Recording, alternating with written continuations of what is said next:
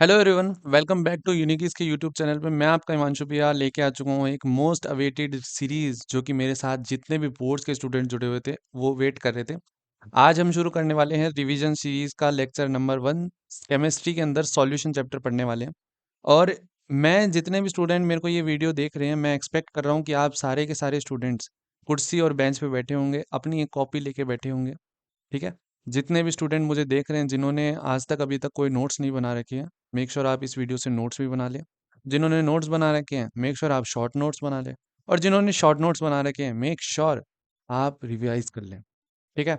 Before we start, आज नया साल है। नए साल पे आप सभी को बहुत ज़्यादा मेरी तरफ से शुभकामनाएं।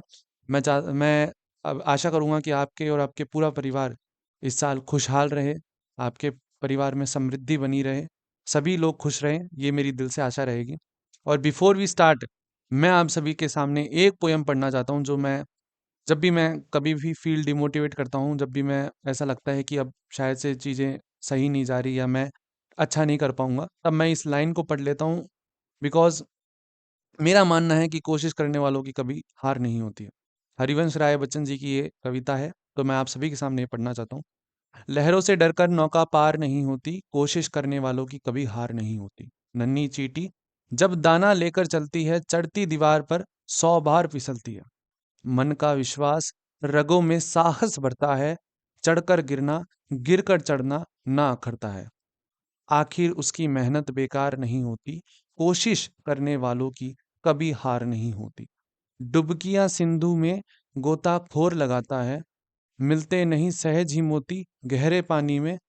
बढ़ता दुगना उत्साह ऐसी हैरानी में। मुट्ठी उसकी हर बार खाली नहीं होती, कोशिश करने वालों की कभी हार नहीं होती। और ये जो लास्ट पैराग्राफ है ना, वो मेरा बहुत ज्यादा फेवरेट है। कि असफलता एक चुनौती है, इसे स्वीकार करो। असफलता एक चुनौती है, इसे स्वीकार करो। क्या कमी रह गई देखो और सुधार करो। जब तक ना सफल हो, नींद चैन को त्यागो तुम। जब तक ना सफल हो, नींद चैन को त्यागो तुम। संघर्ष का मैदान छोड़ यूं मत भागो तुम। कुछ किए बिना ही जय जयकार नहीं होती, और कोशिश करने वालों की कभी हार नहीं होती। सो मेरे हिसाब से आप सभी को एक उत्साह मिल चुका होगा काम करने का, और अब आप सभी खुश हैं कि हम नए साल पे कुछ अच्छा करने वाले हैं हमारे बोर्ड एग्जामिनेशन के अंदर। सो शुरू करते हैं आज का ये चैप्टर। मैं आप सभी से फिर से रिक्वेस्ट करूंगा, अगर रजाई गुदड़ों में बैठे हो तो देखो भाई, मैं भी कैप लगा के बैठा हुआ हूँ एक जगह पे, जहाँ पे आपसे वीडियो बना सकता हूँ। शुरू करते हैं आज का ये वीडियो। सबसे पहले केमिस्ट्री के अंदर हम बात करेंगे। सबसे पहले देखते हैं मैटर। मैटर क्या होता है? तो मैटर, अगर मेरे से कोई पूछे ना, तो मैं उसको ऐसे बोल सकता हूँ कि something which have mass and volume. कि कोई भी ऐसी वस्तु जो कि अपने वातावरण में है, ठीक है, कोई भी ऐसी चीज जो हमारे एनवायरनमेंट में है, जिसके अंदर कोई ना कोई वजन है, या वो कोई ना कोई स्पेस ऑक्यूपाई कर रही है, तो उसे हम क्या कहेंगे? मैटर बोलेंगे। ठीक है। अब मैटर दो टाइप के होते हैं, प्योर मैटर और इम्प्योर मैटर। ठीक है। प्योर मैटर और एक होता है इम्प्योर मैटर। ठीक है। इम्प्योर और इम्प्योर में भी होता है, बट अपन जो है अपने जो सिलेबस में है, मिक्सचर। ठीक है। प्योर और मिक्सचर। इम्प्योर भी एक टाइप के होता है, प्योर और इम्प्योर, और एक मिक्सचर भी होता है। तो अपन प्योर और मिक्सचर के बारे में पढ़ेंगे। प्योर मैटर क्या होते हैं, ठीक है, और मिक्सचर क्या होते हैं, और मिक्सचर के भी दो टाइप होंगे, वो भी अपन पढ़ेंगे। ठीक है। अब प्योर मैटर क्या होते हैं? प्योर मैटर वो मैटर होते हैं जो कि डेफिनेट फॉर्म में मिलते हैं अपने को। ठीक है ना? जो डेफिनेट फॉर्म में अंदर हमारे को मिलते हैं, जैसे कि एक ही टाइप का एटम होगा उसके अंदर। ठीक है ना? एक ही टाइप का एटम होगा, तो pure substance in form of definite compound, in form of definite component. ठीक है। जो मैटर अपने को प्योर फॉर्म में मिलते हैं हमारे अंदर, मतलब हमारे एनवायरनमेंट के अंदर, जैसे कि अगर कार्बन का एग्जांपल ले ले, C2 C4, वो जो कार्बन की चेन होती है वो प्योर फॉर्म में मिलती है, तो उस टाइप को अपन मैटर बोलते हैं, प्योर मैटर बोलते हैं। अब मिक्सचर की अगर बात करें, मिक्सचर के ऊपर बात करते हैं। मिक्सचर क्या होता है? मिक्सचर मेरे हिसाब से बहुत से स्टूडेंट जानते होंगे, पर फिर भी एक बार बता देंगे। ठीक है, मिक्सचर मतलब कोई भी चीज़ का मिक्स करना वगैरह। कोई भी अगर अपन चीज़ों को ऐड अप कर देते हैं, उन चीज़ों को मिला के और एक सॉल्यूशन वगैरह कुछ बनाते हैं, तो उसे अपन मिक्सचर कहेंगे। अब वो दो टाइप के होते हैं। वो होते हैं, पहला होमोजीनियस, और एक होता है हेट्रोजीनियस। ठीक है, हेट्रोजीनियस। होमोजीनियस मिक्सचर क्या होता है और हेट्रोजीनियस मिक्सचर क्या होता है? अब होमोजीनियस मिक्सचर वो होगा जो कि यूनिफॉर्म कंपोजिशन में हमें मिलेगा। यूनिफॉर्म कंपोजिशन का क्या मतलब है भैया? मैं बताता हूँ। यूनिफॉर्म कंपोजिशन इसका मतलब होता है, जैसे कि मैंने पानी के अंदर में चीनी मिला दी। ठीक है, पानी में चीनी मिला दी, तो इसको क्या कहेंगे? एक यूनिफॉर्म कंपोजिशन है। जैसे कि अपन पानी के अंदर चीनी मिलाएंगे जो कि घुल जाएगा। ठीक है, जो कि घुल जाएगा, डिसॉल्व हो जाएगा। ठीक है ना, उससे डिसॉल्व हो जाएगा, उसे अपन क्या कहेंगे? होमोजीनियस मिक्सचर कहेंगे। वही इसका अपोजिट और हेट्रोजीनियस क्या होता है? जो कि घुलेगा नहीं। ठीक है ना, जो कि कभी घुलेगा नहीं। जैसे कि अगर मैं बात करूं, ये नॉन यूनिफॉर्म कंपोजिशन के अंदर मिलता है। ठीक है, नॉन यूनिफॉर्म कंपोजिशन मिलेगा। इसमें कैसा रहेगा? तेल में पानी, या पानी के अंदर तेल, जो भी कर दो। ठीक है ना, जिससे क्या होता है? तेल में अगर मैं पानी डाल दूंगा तो क्या होगा? पानी जो है ना, वो नीचे रह जाएगा, और तेल क्या है? ऊपर अपनी लेयर बना लेगा। ठीक है ना, तो उससे क्या है? वो डिसॉल्व नहीं हो रहा है, तो ये क्या होगा? Not dissolve. ठीक है, तो मेरे हिसाब से आप सभी को एक चीजें क्लियर हो गई होंगी कि होमोजीनियस और हेट्रोजीनियस क्या मिक्सचर होते हैं। ठीक है, होमोजीनियस जो कि घुल जाते हैं, हेट्रोजीनियस जो कि कभी घुलेंगे नहीं। ठीक है, इसके बाद में अपन चलते हैं दो टाइप के और होमोजीनियस के अंदर भी। ठीक है ना, होमोजीनियस के अंदर, होमोजीनियस के अंदर दो टाइप के और चीजें होती है, जैसे कि सॉल्यूट और एक होता है सॉल्वेंट। ठीक है, ये चीजें मेरे को पता है आप सब में से बहुत से स्टूडेंट ने पढ़ ली होगी, बट नहीं पढ़ी उनके लिए मैं बता रहा हूँ। ठीक है, सॉल्यूट क्या होता है? सॉल्यूट होता है छोटी मात्रा के अंदर कोई भी चीज, एक चीज के लिए लिखना ना छोटी, और सॉल्वेंट क्या होगा? बड़ी। है ना, जैसे मैंने चीनी को पानी के अंदर मिलाया, मैंने चीनी को पानी के अंदर मिलाया, तो इसमें चीनी क्या है? चीनी कम मात्रा में, चीनी पानी में मिलाई जा रही है, तो चीनी यहाँ पे हो गई सॉल्यूट। और पानी क्या है? सॉल्वेंट, जिसके अंदर हमने चीनी को मिलाया है।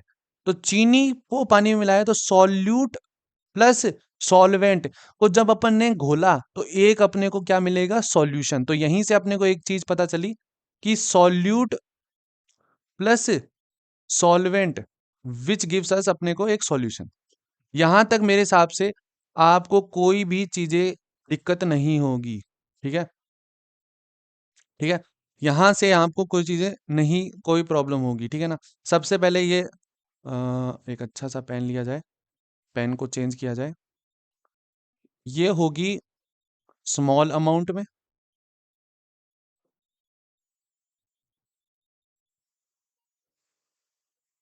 ये होगी स्मॉल अमाउंट में, और ये जो दूसरा होगा ये होगा लार्ज अमाउंट में। ठीक है, यहां तक मेरे बात से सारी चीजें समझ में आ गई होंगी। ठीक है, ये होगी स्मॉल अमाउंट के अंदर, ये होगी लार्ज अमाउंट के अंदर, इतनी बातें चल गई। जैसे अगर मैं एग्जांपल लूं, पानी में चीनी को डाला। ठीक है ना, पानी ये यहाँ पे क्या होगा? पानी होगा सॉल्वेंट, और चीनी क्या होगी? यहाँ पे होगी सॉल्यूट। देखो, मैं इतनी चीजें डीप में इसलिए बता रहा हूँ बिकॉज मैं नहीं चाहता कि आपको सारी चीजें आप कोई मिक्सअप ना कर दो। ठीक है ना, यहाँ पे सॉल्यूट और सॉल्वेंट का आपको डेफिनेशन और सारी चीजें अपने को पता चल गई। अब इसके अलावा दो चीजें और होती हैं जैसे कि अपने को बात करनी चाहिए। एक होता है सॉल्यूशन की, अगर बात करें तो सॉल्यूट प्लस सॉल्वेंट अपन ने देख लिया, सॉल्यूट प्लस सॉल्वेंट अपने को क्या देता है? एक सॉल्यूशन देता है। ठीक है, यहां तक मेरे को सारी चीजें बताए चल गई। अब दो टाइप के सॉल्यूशन होते हैं। एक होता है बाइनरी सॉल्यूशन, और एक होता है ट्राइनरी सॉल्यूशन। ठीक है, बाइनरी सॉल्यूशन और एक होता है ट्राइनरी सॉल्यूशन। अब बाइनरी सॉल्यूशन क्या होगा? बाइनरी सॉल्यूशन के अंदर one solute plus two, sorry, one solute plus one solvent होंगे। ठीक है, मतलब दो दो चीजें होंगी इसमें, एक तो सॉल्यूट होगा और एक होगा सॉल्वेंट। वही ट्राइनरी सॉल्यूशन का मतलब पता चल रहा है, ट्राई मतलब तीन, तो इसमें क्या होगा, एक तो सॉल्यूट होगा प्लस इसमें क्या होंगे, टू सॉल्वेंट होंगे। यहां तक मेरे हिसाब से सभी को सारी चीजें पता चल गई होंगी। अभी तक जितने भी स्टूडेंट वीडियो देख रहे थे, मेक श्योर आप अभी तक जितने को स्टूडेंट को समझ में आ गई, व्हाइट हार्ट भेज के जल्दी से दिल भेज दे अपना। ठीक है, अब अपन बात करने वाले हैं सबसे इंपॉर्टेंट टॉपिक, कंसंट्रेशन टर्म्स के ऊपर। अब अपन बात करने वाले होंगे कंसंट्रेशन टर्म्स के ऊपर। कंसंट्रेशन टर्म एक ऐसा टॉपिक है जो कि मोस्ट इंपॉर्टेंट है। ठीक है ना, आपके बोर्ड एग्जाम्स के अंदर तो भाई कंफर्म्ड क्वेश्चन मान के चलना, कंसंट्रेशन टर्म्स के अंदर से आएगा ही आएगा। ठीक है, कंसंट्रेशन टर्म्स के अंदर से तो आएगा ही आएगा, ये चीजें याद रख लेना। बिकॉज कंसंट्रेशन टर्म्स आपको पता होनी चाहिए, बिकॉज ये अगर आप कोई से भी कॉम्पिटिटिव एग्जाम की भी अगर प्रिपरेशन कर रहे हो, ठीक है ना बच्चा, कोई से भी एग्जाम की प्रिपरेशन कर रहे हो, आपके लिए बहुत ज्यादा इंपॉर्टेंट है। ठीक है, कंसंट्रेशन टर्म्स होती क्या है, मैंने बोला कि ये जो सॉल्यूट और सॉल्वेंट क्या होता है अपने को बताया, सॉल्यूट छोटी मात्रा में होती है कोई चीज भी, सॉल्वेंट बड़ी मात्रा में होती है। ठीक है, कितना अमाउंट ऑफ सॉल्यूट, कितना अमाउंट ऑफ सॉल्यूट किसी भी सॉल्वेंट के अंदर पड़ा है, ठीक है ना, कितना अमाउंट ऑफ सॉल्यूट किसी भी सॉल्वेंट के अंदर पड़ा है, उस चीजों को अपन क्या बोलेंगे, कंसंट्रेशन टर्म्स बोलेंगे। ठीक है, ठीक है, तो amount of, amount of solute present in solute solvent, ठीक है, sorry, present in solvent is called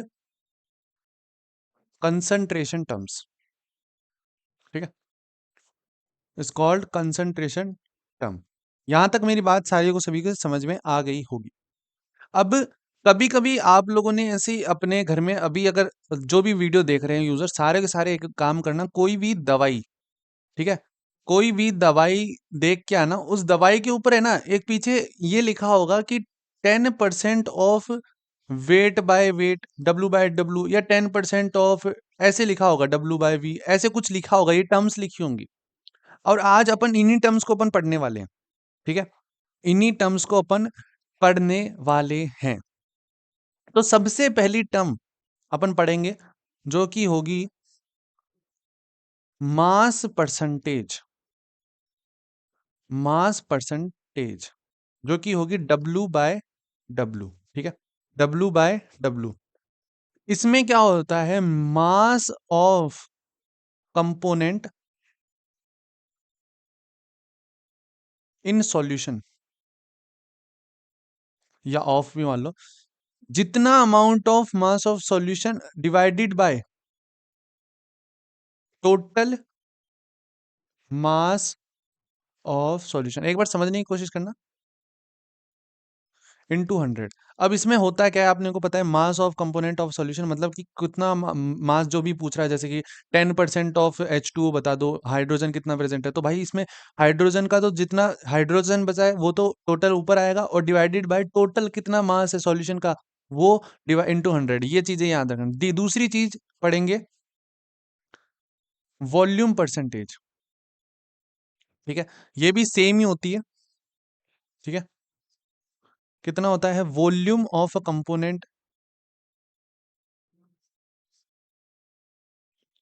off solution, एक सेकंड, मैं तो कटना नहीं है ना, तो टोटल वॉल्यूम, वॉल्यूम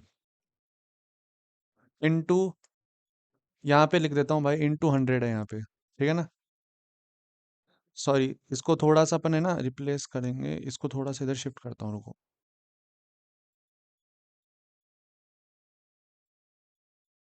ठीक है,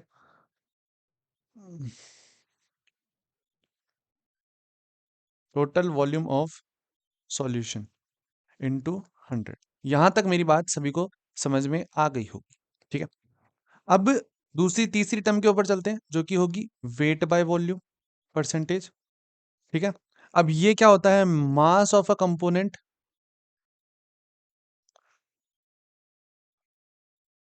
upon total volume of a solution into 100। मैं वॉल्यूम को ऐसे लिखता हूँ तो सॉरी, है ना। अब यहां तक ये सारी चीजें हो गई ना। अब कुछ चीजें ऐसे पूछ लेंगे, चाहे अच्छी है।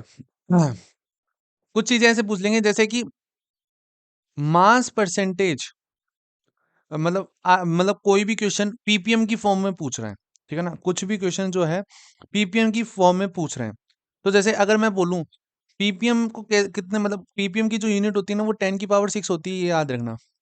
1 पीपीएम इक्वल टू, ठीक है ना। तो अपने को है ना, जब भी ऐसे पूछ ले कि मास परसेंटेज को पीपीएम की फॉर्म में पूछना है तो तो अपने को कुछ नहीं कहा, डब्ल्यू परसेंट को इनटू 10 की पावर 6 कर देना 100 की बजाय। सेम इधर भी, है ना। इधर भी अपन क्या कर देंगे, 10 की पावर 6 से मल्टीप्लाई कर देंगे। यहां तक मेरी बात सभी को समझ में आ गई होगी, ठीक है। अब बात करते हैं पीपीएम के बारे में, होता क्या है, ठीक है ना। पीपीएम पार्ट्स पर मिलियन, इसको इसकी जो है फुल फॉर्म होती है पार्ट्स पर मिलियन, ठीक है ना। पार्ट्स पर मिलियन इसकी फुल फॉर्म होती है। तो इसका एक होता है कि एक पीपीएम को कैसे कैलकुलेट, पीपीएम को कैलकुलेट करने का फॉर्मूला होता है number of parts of component divided by total number of parts of solution, ठीक है ना।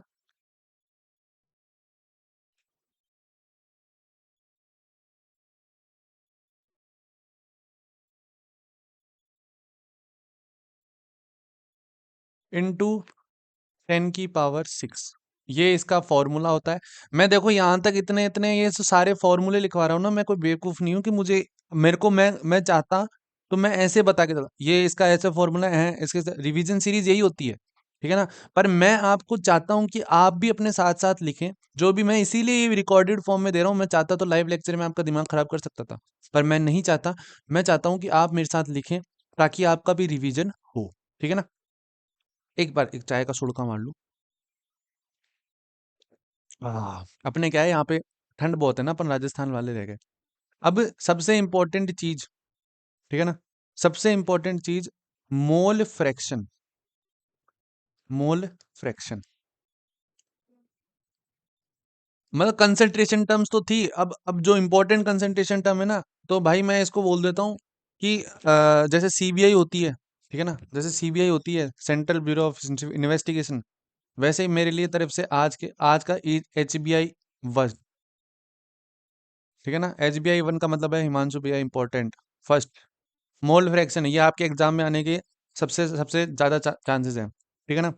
तो मोल फ्रैक्शन को पहले तो कैलकुलेट कैसे करते हैं ये चीज को याद रखना, ठीक है ना। मैं अगर चाहूँ तो इसको इजी फॉर्मूले लिखा है number of mole of component, ठीक है, upon total number of mole of component. अब ये मत बोल देना भैया मोल कैसे निकालते हैं, सही में बता रहा हूँ, छित्तर पड़ेंगे, ठीक है।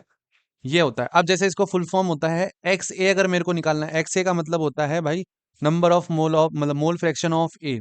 तो मैं इसको निकालने का तरीका क्या होगा, number of moles of A divided by number of moles of N A plus number of mole of B, अगर दो सॉल्यूशन है तो। दो सॉल्यूशन है तो, अगर ये मत बोल देना एन बी कहाँ से आ गए भैया, दो सॉल्यूशन है उसमें दो मोल्स हैं ए और बी, इसलिए अगर इसी का अपोजिट मैं बोलूं भैया मोल ऑफ बी बता दो, तो भाई मैं बोलूंगा N of B divided by N of B plus N of A. तो ये मेरे हिसाब से लल्ला आपको ये चीजें याद हो जानी चाहिए, ठीक है ना। ये भाई बहुत ज्यादा इंपॉर्टेंट चीज है। तो HBI 1 मेरे हिसाब से सभी स्टूडेंट को क्लियर हो गया होगा। HBI 2 की तरफ जाने से पहले मैं आप सभी को रिक्वेस्ट करता हूँ, जितने लोगों ने ये सब चैनल सब्सक्राइब नहीं कर रखा ना, देखो गंदी बात है, सब्सक्राइब करके रखो, चाय बहुत अच्छी है। दूसरी चीज मोलैरिटी, ठीक है। मोलैरिटी, मोलैरिटी क्या होती है, मोलैरिटी होती है number of moles, number of mole present in 1 litre of solution. Number of मोल, बहुत से मतलब जितने नंबर ऑफ मोल प्रेजेंट होंगे 1 लीटर के सॉल्यूशन में, उसको अपन बोलेंगे मोलैरिटी।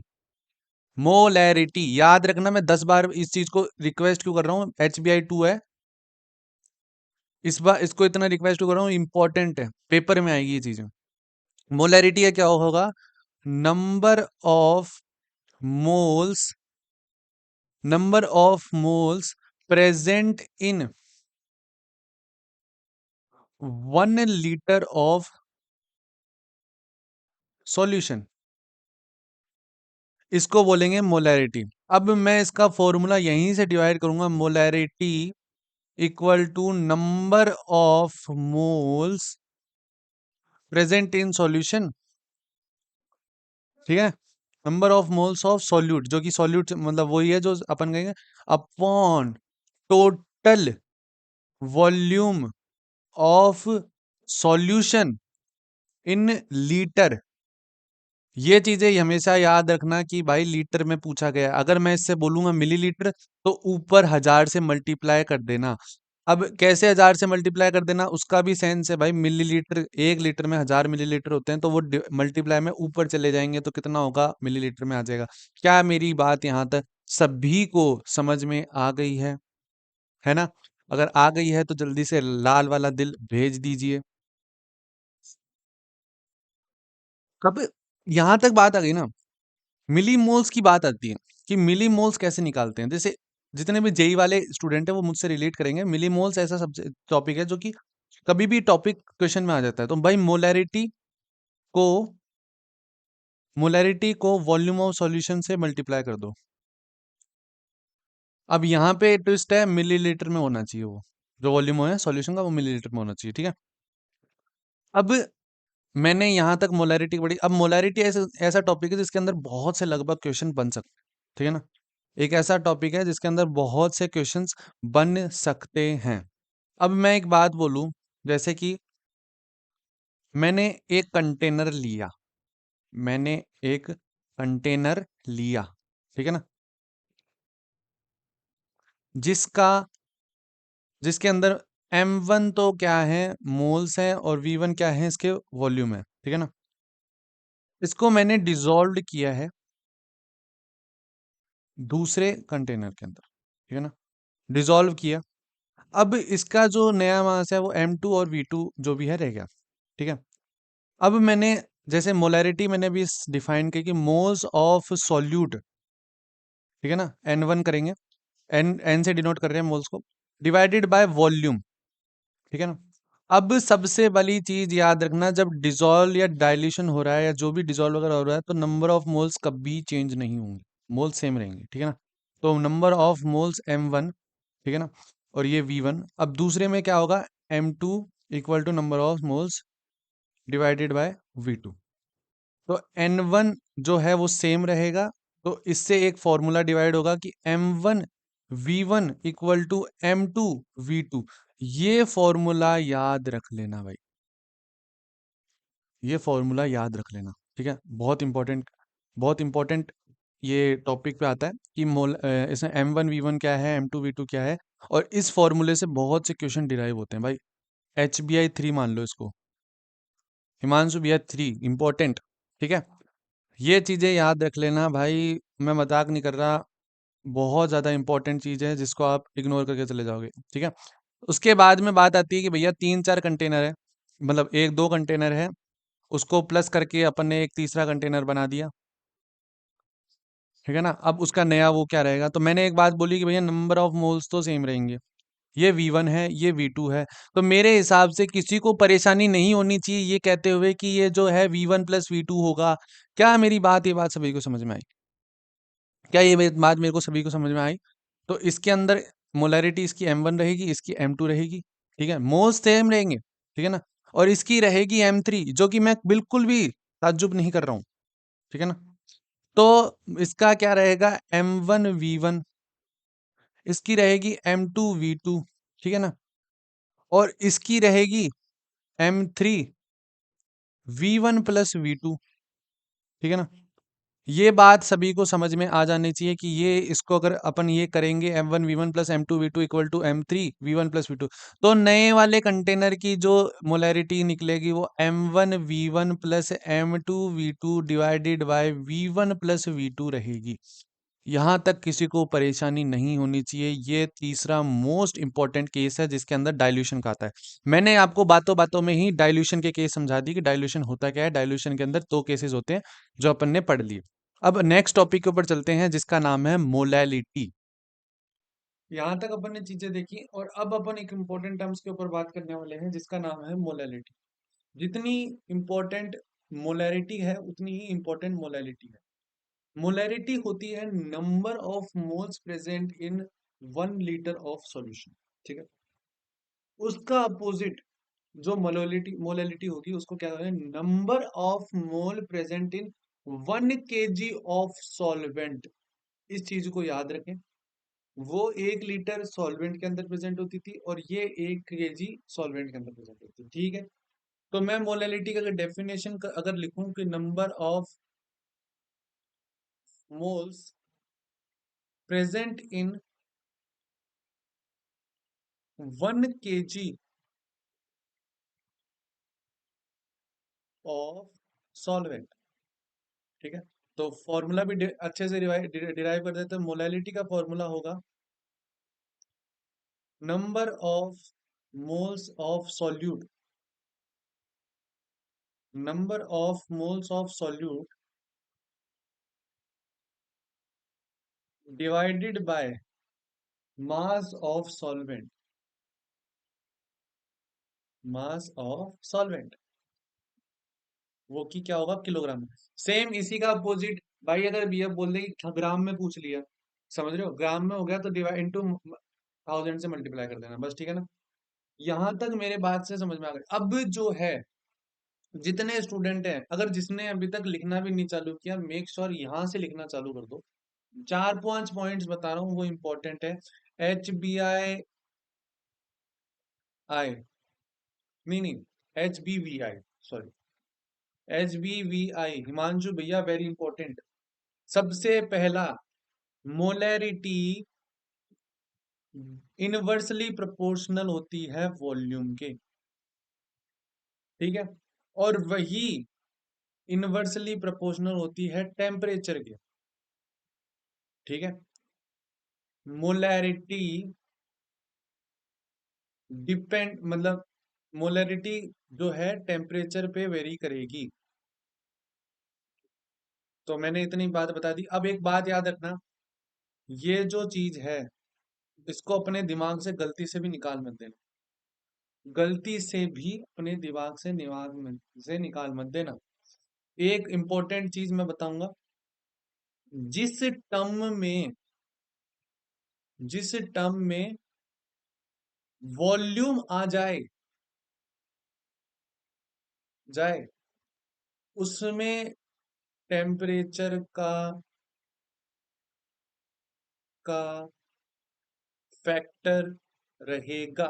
इसका क्या मतलब है, अगर जिस भी मतलब जैसे जैसे मोलैरिटी है, ठीक है, वेट बाय वॉल्यूम है, ऐसी टर्म्स जिसमें वॉल्यूम प्रेजेंट है उनमें हमेशा टेम्परेचर का एक फैक्टर रहेगा कि टेम्परेचर बढ़ाएंगे या टेम्परेचर कम रहेंगे तो उसमें कोई ना कोई फर्क रहेगा।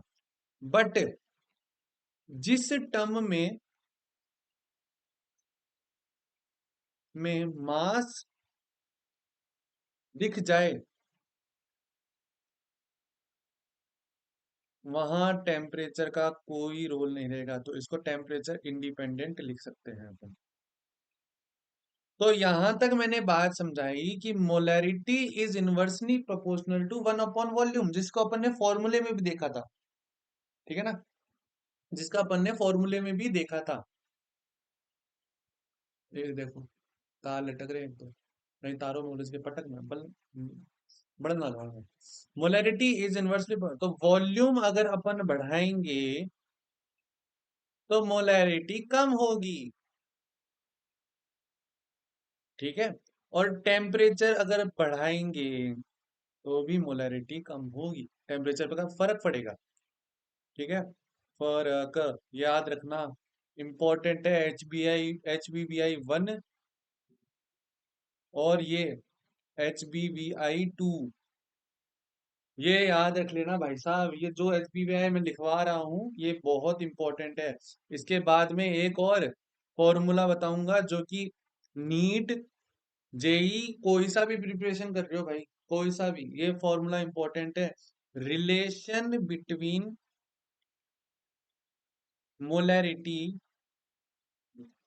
And relation between molarity and molality क्या होता है भैया? तो इसका फॉर्मूला याद रखना। तो इसमें क्या होगा, एम जो कि मोलैलिटी है ये वाला, M into 1000 divided by 1000 D minus M into M1। अब यहाँ पे चीजों को कॉम्प्लिकेटेड हो गई भैया। तो ये वाला जो एम है ये मोलैरिटी को दर्शाएगा, ठीक है। और ये वाली जो डी है इसको अपन डेंसिटी बोलते हैं, ठीक है। और यहाँ पे ये जो M1 है ना, ये जो M1 है ये मोलर मास है, और ये भी क्या है, मोलैरिटी है। तो भाई साहब इतनी चीजें अपन ने देख ली कि भाई HBVI 3 के अंदर कि भाई ये रिलेशन क्या है, ये इंपॉर्टेंट है, ठीक है। ये क्या है, इंपॉर्टेंट है। यहां तक अपन ने बात समझ ली। मैं इतनी देर से बार बार यहाँ देख रहा हूँ ना, मैं खुद के लिए तुम्हारे लिए शॉर्ट नोट्स बना के फिर पढ़ा रहा हूँ, ताकि मैं नहीं चाहता कि मैं ज्यादा चीजों पे डीप चला जाऊं। मैं नहीं चाहता, मैं अपने आप को थोड़ा सा संतुलित करने के लिए हाँ इधर देख लेता हूँ तुरंत, हाँ इतना ही बढ़ाना, ओके ओके ओके ओके, ठीक है। अब यहां तक अपन ने पढ़ा, मोलैरिटी पढ़ी अपन ने, मोलैलिटी पढ़ी अपन ने, कंसंट्रेशन टर्म्स पढ़ ली अपने, मेंटर कितने टाइप के होते हैं, प्योर होता है एक, अपना सॉल्यूशन होते हैं, सॉल्यूशन के दो टाइप पढ़ लिए, होमोजीनियस होता है, हेट्रोजीनियस होता है। होमोजीनियस क्या होता है, जो डेफिनेट कंपोनेंट मिलेगा। हेट्रोजीनियस क्या होगा, जो इनडेफिनेट साइज में मिलेगा। हेट्रोजीनियस के दो टाइप होते हैं, वो अपन ने पढ़ लिए, सॉल्यूट होता है और सॉल्वेंट होता है, ठीक है ना। सॉरी मैंने होमोजीनियस के पढ़े थे, है ना, सॉरी, होमोजीनियस के पढ़े थे अपन ने, दो टाइप पढ़े थे, सॉल्यूट और सॉल्वेंट होता है। सॉल्यूट क्या होता है, जो कम मात्रा में होगा। सॉल्वेंट क्या होगा, जो ज्यादा मात्रा में होगा। सॉल्यूट प्लस सॉल्वेंट क्या होगा, सॉल्यूशन देगा। यहां तक मेरे हिसाब से सभी को बातें समझ में आ गई होंगी, ठीक है। उसके बाद में बात करते हैं नॉर्मेलिटी के ऊपर। नॉर्मेलिटी, ठीक है। इसका देखो भाई, नंबर ऑफ मास, ठीक है ना, equivalent present in 1 litre of solution, इसकी डेफिनेशन होती है, ठीक है ना। बट मेरे को इसमें है ना समझ में नहीं आती है चीजें। जैसे कि ये फॉर्मूला बोलेगा मोलैरिटी, इसको एन फैक्टर इसका फॉर्मूला होता है। अब मेरे को ये बता दो, अगर मैं एन फैक्टर ही नहीं बताऊं कि एन फैक्टर कैसे निकालेंगे, ठीक है, नॉर्मेलिटी का, तो मैं वो उससे आगे कैसे बता दूं, बताओ। मेरे को अगर एन फैक्टर निकालना नहीं आ रहा, ठीक है, मुझे इक्विवेलेंट वेट के बारे में नहीं, ग्राम इक्विवेलेंट वेट के बारे में नहीं पता, तो मैं उससे पहले ही बताऊंगा आपको एन फैक्टर कैसा होता है। एन फैक्टर निकालने का तरीका क्या होता है, देखो भाई, एन फैक्टर तीन तरीके से निकलता है। एक होता है अपना एसिड, एक होता है अपना बेस, ठीक है, और एक होता है अपना सालट, सालट, ठीक है। एसिड, बेस और सालट। अपने को ये याद रखना है कि total number of ionisable H plus ion, ठीक है, उसको अपन क्या कहेंगे, एन फैक्टर। मतलब कि HCl का एन फैक्टर बताओ भैया। तो नंबर ऑफ, अगर इसको अपन तोड़ेंगे, आयनाइज फॉर्म में करेंगे, जिसमें कटायन और अनायन आएंगे, कटायन और एनायन आएंगे, तो H plus C L minus, H plus C L minus, कितने H प्लस है, एक H प्लस है, तो इसका एन फैक्टर क्या होगा, एक हो जाएगा। H plus C L minus, जिसका मतलब है इसका जो एन फैक्टर कितना हो गया, एक हो गया। यहां तक बात मेरे हिसाब से सभी को समझ में आ गई होगी। अब बेस के ऊपर बात करते हैं भैया। बेस क्या होता है, total number of ionisable OH ion, total number of ionisable OH ions, OH ion, sorry, ठीक है। इसका क्या मतलब हुआ, भैया जी बताओ। जैसे मैंने H2O को आयनाइज फॉर्म में किया, मतलब कि H plus O H minus, H plus O H minus, तो इसका जो क्या लिखेंगे, H plus O H minus. तो मेरे हिसाब से भाई साहब, अगर ये बेस है तो कितने आयनाइज हुए, इसका जो आयनाइज का करेंगे तो अपने को कितने मिले, एक OH मिला, तो इसका एन फैक्टर कितना हुआ, एक हो गया।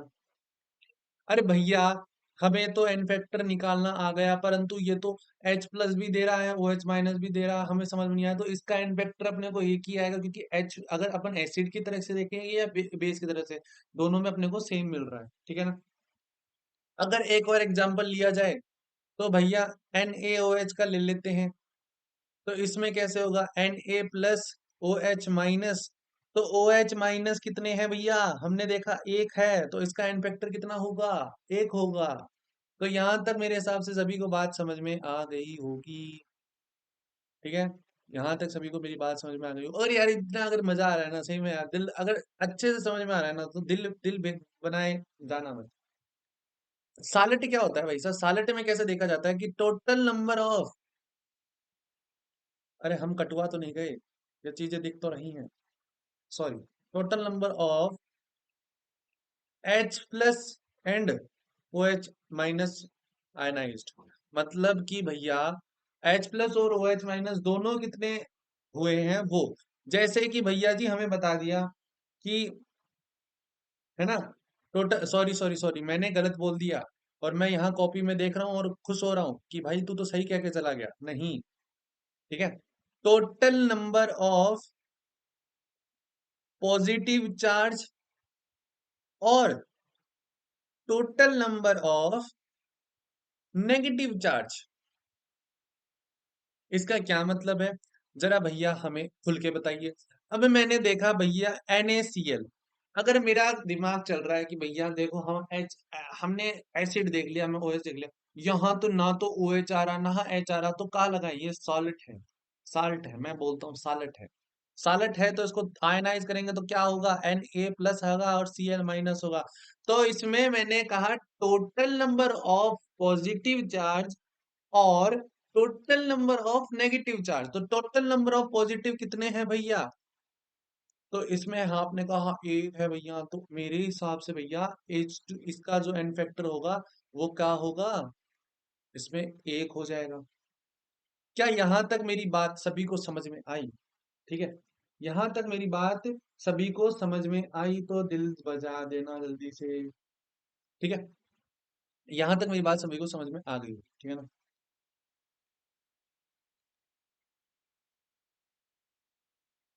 हम नेक्स्ट पे लिख देते हैं ना, ताकि आपको दिक्कत ना हो। हमें लग रहा है पेज कम पड़ने वाले हैं, चिपका देंगे, है ना, पेजों की कमी थोड़ी ना हमें, बस ऑनलाइन में यही होता है भाई, पेजों की कमी नहीं है, कितना ही लिखो, है ना। खुश हो जाता हूँ मैं कभी, अरे यार कॉपी तो नहीं, स्ट्रेस नहीं है किसी चीज का कि भाई पेज वेज तो खत्म नहीं होने वाले, है ना, पेज वेज तो खत्म नहीं होने वाले। और अभी तक मेरे हिसाब से सभी स्टूडेंट को थोड़ा थोड़ा समझ में आने लग गया होगा मेरी चीजें। अगर देखो मैं थोड़ा सा ज्यादा डीप नहीं जा रहा, मैं नहीं चाहता कि ये इतना 3-4 घंटे का लेक्चर हो जाए, मैं कोशिश कर रहा हूँ कि 1-2 घंटे में कंप्लीट जो है, 1-1.5 घंटे के अंदर सॉल्यूशन पूरा, ठीक है ना। और भाई मजा आ रहा है ना यार, प्लीज यार दिल विल भेज के जाना यार, बड़ा मोटिवेशन मिलती है यार थोड़ा सा, है ना। और है ना, जितने स्टूडेंट को ऐसा लग रहा है ना कि भैया मैं प्रोफेशनल टीचर हूँ, नहीं यार, मैं अपनी जान लगा के मैं सोच रहा हूँ कि मैं छोटे भाई बहनों को पढ़ा रहा हूँ, और वैसे ही पढ़ाने की कोशिश कर रहा हूँ। ना चाहता हूँ कि मैं ना अपने आप को सर मैडम का वो मतलब सर का टैग नहीं लेना चाहता हूँ, मैं बस इतना चाहता हूँ कि भाई जितना मैं मेरे से जितने जुड़े हुए हैं ना, उतनों को सभी को, है ना, चीजें समझ में आ जाए।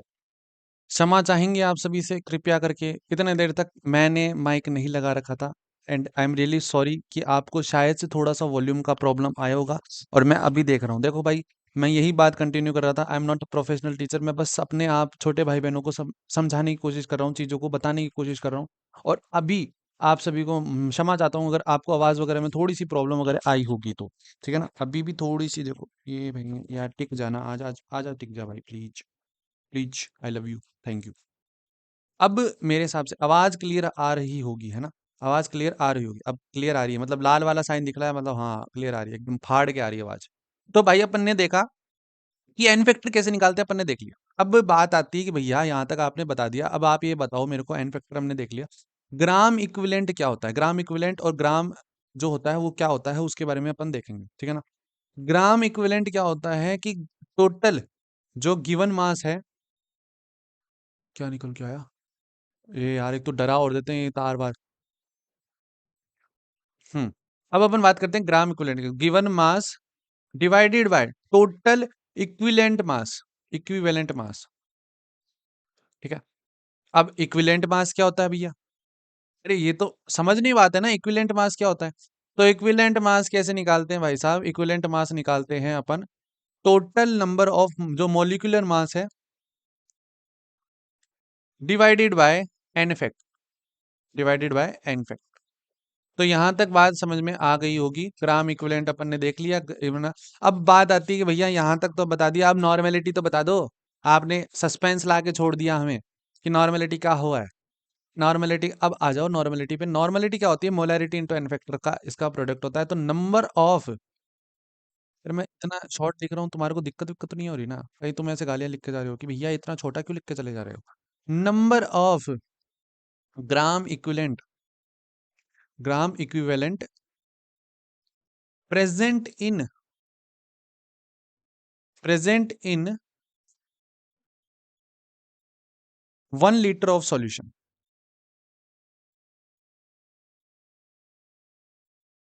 ठीक है, 1 लीटर ऑफ सॉल्यूशन। तो नॉर्मेलिटी का फॉर्मूला अपने को सिंपल से क्लियर है।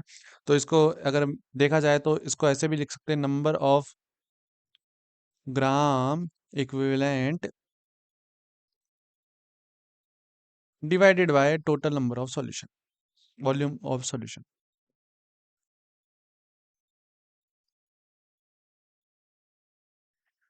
भाई साहब मेरी टर्मिनोलॉजी कुछ ऐसे है, मैं सॉल्यूशन को जल्दी में सॉल्यूशन लिखता हूँ और वॉल्यूम को वॉल्यूम रख लिखता हूँ। तो ये बातों को थोड़ा सा समझ लेना, कि इतना एडजस्ट कर लेना कि मैं थोड़ा जल्दबाजी में ऐसे लिखता हूँ। तो यहां तक अपन ने देख ली होगी कि भाई चीजें कैसे वर्क करती हैं। अब बात करते हैं सबसे इंपॉर्टेंट टॉपिक के ऊपर, जिसका नाम है सॉल्युबिलिटी। Solubility, solubility. सो अब जो अपना इंपॉर्टेंट टॉपिक है, इसका नाम है सॉल्युबिलिटी।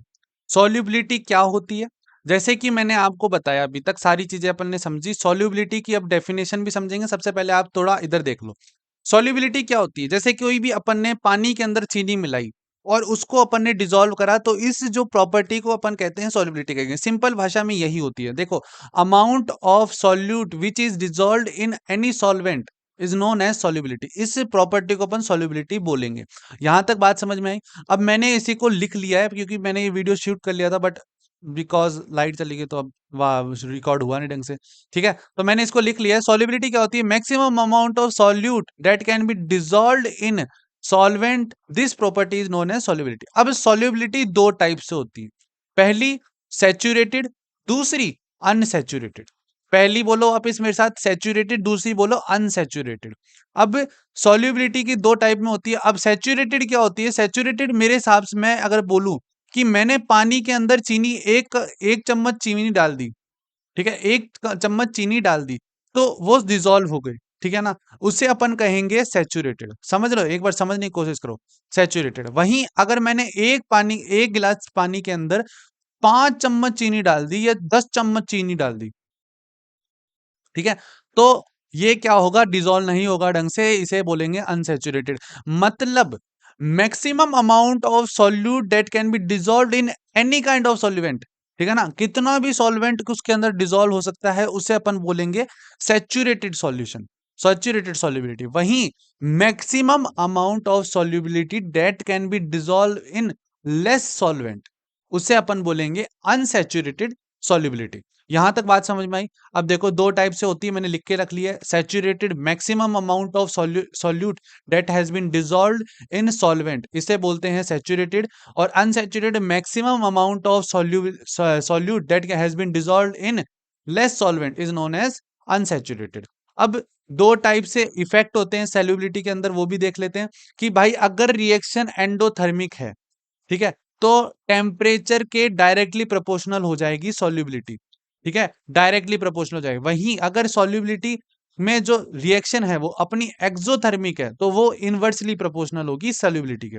यहां तक दोनों केस समझ में आए। अब ये सारी चीजें पढ़ ली और अब अपन एनसीईआरटी की कटिंग की तरफ जा रहे हैं, जो कि इंपॉर्टेंट है आपके बोर्ड्स के लिए। बिकॉज इसमें आपको क्या नाम है, जो अपना रॉल्स लॉ है, अपना जो हेनरी लॉ है, उसके बारे में पता चलेगा। ठीक है, अब हेनरी लॉ क्या बोलता है, आ जाओ समझ लो भाई। पहले अपन पढ़ लेते हैं। मैंने इसको क्या नाम है ड्रॉ कर लिया, मतलब अपन ने हाईलाइट कर लिया था ताकि अपना टाइम वेस्ट ना हो। ये लॉ क्या स्टेट करता है कि किसी भी कांस्टेंट टेम्परेचर पे, ठीक है ना, एट अ कांस्टेंट टेम्परेचर जो solubility of a gas in a liquid है वो डायरेक्टली प्रोपोर्शनल होगी partial pressure of the gas present about the surface, ठीक है। और हेनरी ये भी कंक्लूड करता है इंडिपेंडेंटली, देखो solubility of a gas of a liquid of a solution जो पार्शियल प्रेशर है वही मोल फ्रैक्शन के प्रोपोर्शनल होगा। अब इसने अपनी डार्क लाइन में भी लिख दी कि mole fraction of a gas in the solution is proportional to the partial pressure of a gas over the solution. और यही इसने मेन हाईलाइट करके लिखी है भाई, कि जो partial pressure of a gas है वही वेपर प्रेशर के प्रोपोर्शनल होगी मोल फ्रैक्शन के। तो भाई साहब हेनरी ने सबसे पहले प्रोपोर्शनल किया कि भाई प्रेशर जो पार्शियल प्रेशर है वो मोल फ्रैक्शन के प्रोपोर्शनल होगी। और अपन इसको अगर मोल फ्रैक्शन को हटाते हैं तो एक हेनरी कांस्टेंट आता है के एच, जो के एच है इसे अपन कहेंगे हेनरी कांस्टेंट। तो देखो भाई साहब मैंने एच बी आई वन लिख दिया कि पार्शियल प्रेशर जो है प्रोपोर्शनल होगा एक्स से, और प्रेशर इक्वल टू के एच इंटू एक्स, वहां पे के एच जो है हेनरी कांस्टेंट है, एक्स जो है मोल फ्रैक्शन है, और ये जो पार्शियल प्रेशर है वो है। अब यहां तक बात आई और अब अपन समझेंगे वेपर प्रेशर क्या होता है। वेपर प्रेशर के ऊपर समझने की बात आती है कि वेपर प्रेशर होता क्या है। देखिए भाई, मैंने क्या किया, एक केस समझा कि एक कंटेनर है और यहां इसके नीचे अपन ने आग लगाई और अपन ने उसको पानी को क्या कर रहे हैं, अपन गर्म कर रहे हैं, क्या कर रहे हैं, गर्म कर रहे हैं। उससे बाद में अपन ने जो इसके जो ऊपर है ना एक प्लेट लगा दी, सॉरी प्लेट तो बाद में लगाएंगे, पहले एक बार ऐसे रखते हैं। तो आपने ये चीज क्लास 7वीं में पढ़ी होगी कि भाई साहब जब पानी गर्म होता है तो पानी के ऊपर से गैस की फॉर्म में वो बाहर निकलता रहता है। ये बातें आप सभी को सारे को पता होगी, ठीक है ना। और अगर ये गैस पानी का निकल रहा है, अगर मैंने जो है ऊपर उसके जो है कंटेनर के ऊपर अपन ने कुछ अपन लगा दिया, तो आपने देखा होगा कि जो पानी की एक लेयर जब अपन उसको उठाते हैं जिसे अपन भाप बोलते हैं, पानी की एक लेयर उसके ऊपर से निकलेगी, उसे अपन कहेंगे वेपर प्रेशर। अब कैसे भैया, जैसे ही वो पानी जो गैस की फॉर्म में ऊपर निकल रहा है, जो प्रेशर वो एग्जर्ट कर रही है, जो प्रेशर वो एग्जर्ट कर रही है उसे अपन बोलेंगे वेपर प्रेशर। ठीक है, मैंने इसको लिख दिया है कि भाई वेपर प्रेशर एक ऐसा प्रेशर जो कि एक्सेप्टेड बाय द गैस और अ वेपर। किस किस चीजों पे डिपेंड करेगी, नेचर पे डिपेंड करेगी, नेचर ऑफ लिक्विड पे डिपेंड करेगी, intermolecular force between liquid in पे डिपेंड करेगी। अब मैं इनको समझा भी देता हूं। जैसे टेम्परेचर, जैसे ही मैंने पानी को गर्म किया, ठीक है, अब पानी का गर्म ज्यादा जल्दी गर्म करा तो गैस को ज्यादा तेज कर दिया, कम करा सिम पे कर दिया तो पानी धीरे कम होगा। तो टेम्परेचर का डिपेंडेंसी आपको पता चल गया। नेचर ऑफ लिक्विड, पानी की जगह पानी में मैं कुछ चीनी मिला दूं या पानी के अंदर मैं ऑयल मिला दूं या ऑयल ही गर्म कर दूं, तो नेचर तो डिपेंड कर रहा है ना कि भाई पानी जल्दी गर्म होता है, ये चीजें जल्दी कम गर्म होंगी। वहीं इंटरमोलिकुलर फोर्स बिटवीन लिक्विड का क्या मतलब है कि भाई साहब पानी के अंदर जो एटम्स है जो जल्दी टूटेंगे वही जल्दी गर्म होंगे और वही जल्दी इवेपरेट होंगे। तो इंटरमोलिकुलर फोर्स का भी पता चल गया। अब एक चीज ये याद रखना कि किन किन चीजों पे डिपेंड नहीं करता है। ये डिपेंड नहीं करता है साइज ऑफ कंटेनर और कितना अमाउंट है और कितना सरफेस लिक्विड उस पे है। जैसे कि एग्जांपल लिया कि ए बी सी ये 3 कंटेनर है, इनका वेपर प्रेशर का रिलेशन बताओ। तो हमारे को हमारी बुक के अकॉर्डिंग ये बात पता चलती है कि वेपर प्रेशर इन तीनों का सेम रहेगा, vapour pressure of A, vapour pressure of B, vapour pressure of C. ये चीजें अपने को समझ में आ गई। अब दो तीन चीजें हैं जो अपने को याद रखनी है। जैसे कि टेम्परेचर जो है वो डायरेक्टली प्रोपोर्शनल होता है वेपर प्रेशर के, और वो डायरेक्टली प्रोपोर्शनल होगा मोर वेपर फोर्स एटम के, ठीक है ना, ये एच बी आई याद रखना। और इसी के बाद में H B I two, intermolecular force atom जो है वो डायरेक्टली इनवर्सली प्रोपोर्शनल होंगे वन अपॉन प्रेशर के। जैसे कि इंटरमोलिकुलर फोर्स बिटवीन का अगर एटम अगर मैं बढ़ाऊंगा तो वो वेपर प्रेशर वहां पे अपने कम हो जाएंगे। ठीक है, यहां तक अपन ने बात समझी और अब अपन समझने जा रहे हैं रॉल्ट्स लॉ के बारे में कि रॉल्ट्स लॉ क्या होता है, करते हैं है ना। तो रॉल्ट्स लॉ की तरफ जाते हैं कि रॉल्ट्स लॉ होता क्या है। तो देखो भाई, रॉल्ट लॉ ये स्टेट करता है कि जो टोटल प्रेशर है ना किसी भी इंडिविजुअल का, वो जो है डायरेक्टली प्रोपोर्शनल होगा मोल फ्रैक्शन के, ठीक है ना। तो भाई मैं अगर इसकी एप्लीकेशन को देख लिया अपन ने, ये जो स्टेटमेंट है वो देख ली, इसकी डेफिनेशन भी देख लेते हैं फिर कि क्या कुछ ये बोलता है, इसको अपन लिख लेंगे एग्जाम के टाइम में अपन क्या करेंगे। तो इसको आगे से तो ये लिखना है कि रॉल्ट लॉ स्टेट्स दैट, तो state that vapour pressure vapour pressure of each component, vapour pressure of each component is of the solution is directly proportional to is directly proportional to mole fraction of present solution। ये क्या state करता है कि जो partial pressure है किसी भी solution का वो डायरेक्टली प्रोपोर्शनल होगा मोल फ्रैक्शन के। ये जैसे कि ये दूसरा भी अगर सॉल्यूशन है तो वो भी प्रोपोर्शनल होगा मोल फ्रैक्शन ऑफ बी के। ठीक है। और जब ये मैं मोल फ्रैक्शन ऑफ बी का ये जो प्रोपोर्शनल का साइन हटाऊंगा ना तो ये एक पी ए नॉट आएगा और ये एक्स से आएगा। ठीक है ना, जो मैं इसको एक्स बोलता हूँ जो कि मोल फ्रैक्शन है। ठीक है। अब ये क्या कुछ होते हैं एक बार देख लो भाई, ये जो टर्म्स है ना ये इंपॉर्टेंट है। यहाँ पे ये जो पी ए है, ये पी ए है vapour pressure of A, vapour pressure of A. ये पी ए नॉट जो है वो क्या है, vapour pressure of pure solvent, vapour pressure of pure solvent, pure solvent और प्योर कंपोनेंट ऑफ ए। ठीक है। और ये एक्स ए जो है ये मोल फ्रैक्शन ऑफ ए है।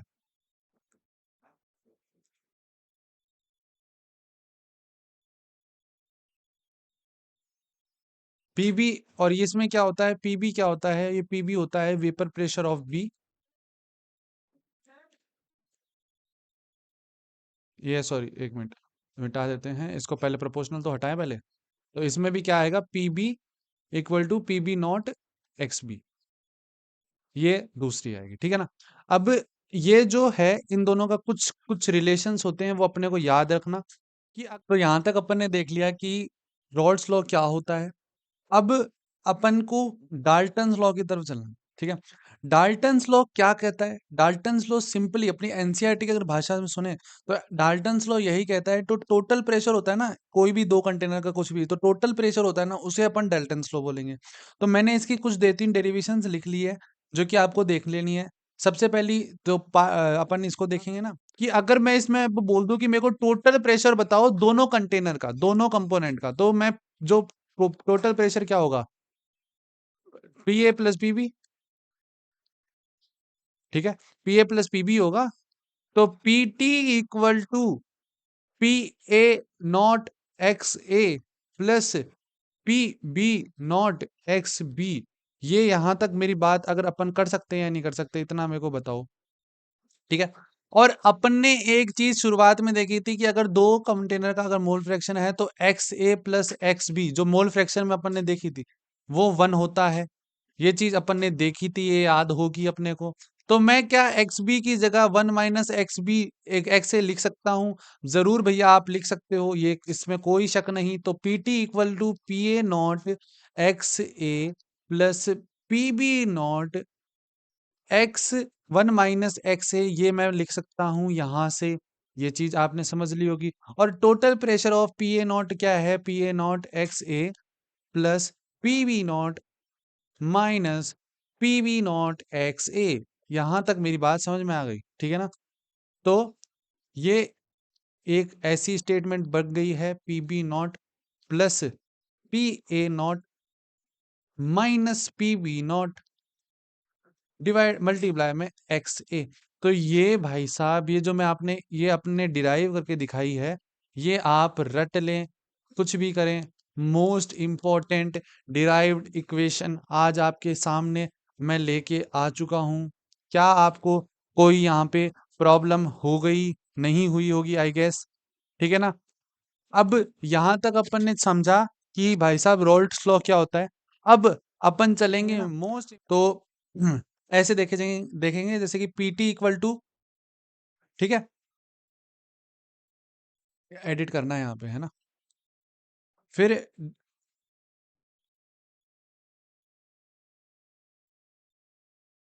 अब यहाँ पे है ना अब डेल्टन्स लॉ के अंदर कुछ इंपॉर्टेंट डेरिवेशन मतलब अपन ने इतनी देख ली। अब कुछ इंपॉर्टेंट लाइंस है जो कि एनसीईआरटी के अंदर है, जो कि अपने को समझ लेनी चाहिए। इवन ग्राफ्स भी जो कि इंपॉर्टेंट है, ठीक है ना। सबसे पहले इंपॉर्टेंट लाइन क्या है कि अकॉर्डिंग टू डेल्टन्स लॉ, मैंने बताया आपको, where P two present vapour pressure of the pure component one, according to Dalton's law of pressure present the total pressure over the solution phase in the container will be the sum of partial pressure of the components of the तो इससे क्या मतलब है कि इसने साफ साफ कहा कि टोटल प्रेशर मतलब कोई भी कंटेनर का जो टोटल प्रेशर है उसे अपन क्या कहेंगे, डेल्टन्स लॉ की तरफ से डिफाइन करेंगे। मैंने ये वाली जो लाइन है वो आपको डिराइव करके दिखा दी है, ठीक है। कैसे आई ये लाइन ये भी दिखा दी है। अभी यहाँ पे कुछ क्या नाम है ग्राफ है वो देख लेते हैं जो कि इंपॉर्टेंट है, जो कि क्या है, इंपॉर्टेंट है। और उससे क्या है, डेल्टन्स की और क्या डेरिवेशन है, जैसे कि ये पी वन नॉट है, यहां से मोल फ्रैक्शन वन से, जैसे y equal to M X वाली लाइन आती है ना, तो p equal to P A not, क्या नाम है, पी ए नॉट एक्स। तो ये क्या है, मोल फ्रैक्शन ऑफ ए, ये मोल फ्रैक्शन ऑफ बी, यहाँ पे पी वन नॉट आ गया, ये यहाँ पे पी टू नॉट हो गया, तो ये एक ऐसा ग्राफ बनेगा। अब यहाँ से अपने को कुछ चीजें पता चलती हैं जो कि डेल्टन्स बताता है अपने को, ठीक है ना। सबसे पहली चीज कि जो डाल्टन्स लॉ ये स्टेट करता है कि जो पार्शियल प्रेशर ऑफ ए है वो टोटल प्रेशर ऑफ जो टी है उसके साथ तो प्रोपोर्शनल होगा ही, और उसका मोल फ्रैक्शन ऑफ ए के भी इक्वल होगा। सेमली पार्शियल प्रेशर ऑफ बी जो है मोल फ्रैक्शन ऑफ बी के एंड टोटल प्रेशर के इक्वल होगा, ठीक है। अब इन दोनों को दो स्टेटमेंट आ गई, फर्स्ट और ये सेकंड। अब अपने को इतना पता है कि अपन ने अभी भी पढ़ के आए हैं P equal to P A not X और P equal to P B not into X A और एक्स बी, है ना, P2 P1, ठीक है। थर्ड और फोर्थ इनको कंपेयर अगर कराएंगे अपन, तो कंपेयर करवाने के बाद में एक लाइन आएगी जो कि होगी Y A P T equal to P A not X A, पहली लाइन। दूसरी लाइन ये आएगी कि P B not X B equal to Y B और पी टी। यहाँ पे वाई ए और वाई बी क्या है, अगर किसी स्टूडेंट को नहीं समझ में आ रहा तो मैं लिख लेता हूँ कि वाई है मोल फ्रैक्शन ऑफ कंपोनेंट ए,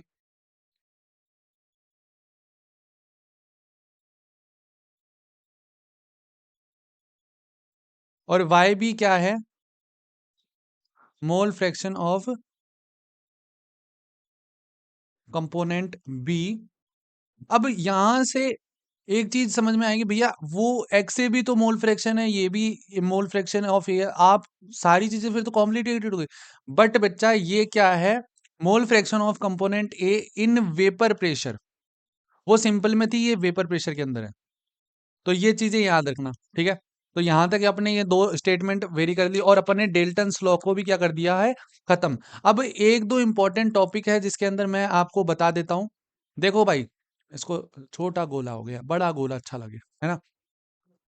जब भी अपन वॉलेटाइल सॉल्वेंट, ठीक है ना, वॉलेटाइल सॉल्वेंट को किसी भी नॉन वॉलेटाइल सॉल्यूट के साथ ऐड करेंगे, ये चीज एनसीईआरटी में लिखी हुई है, इवन ये आपके बोर्ड के पीवाईक्यू में आ रखी है, तो मैं पहले डायरेक्ट ही बोल देता हूं। तो इससे क्या होगा, लेस वेपर फॉर्मेशन होगा, लेस वेपर फॉर्मेशन होगा।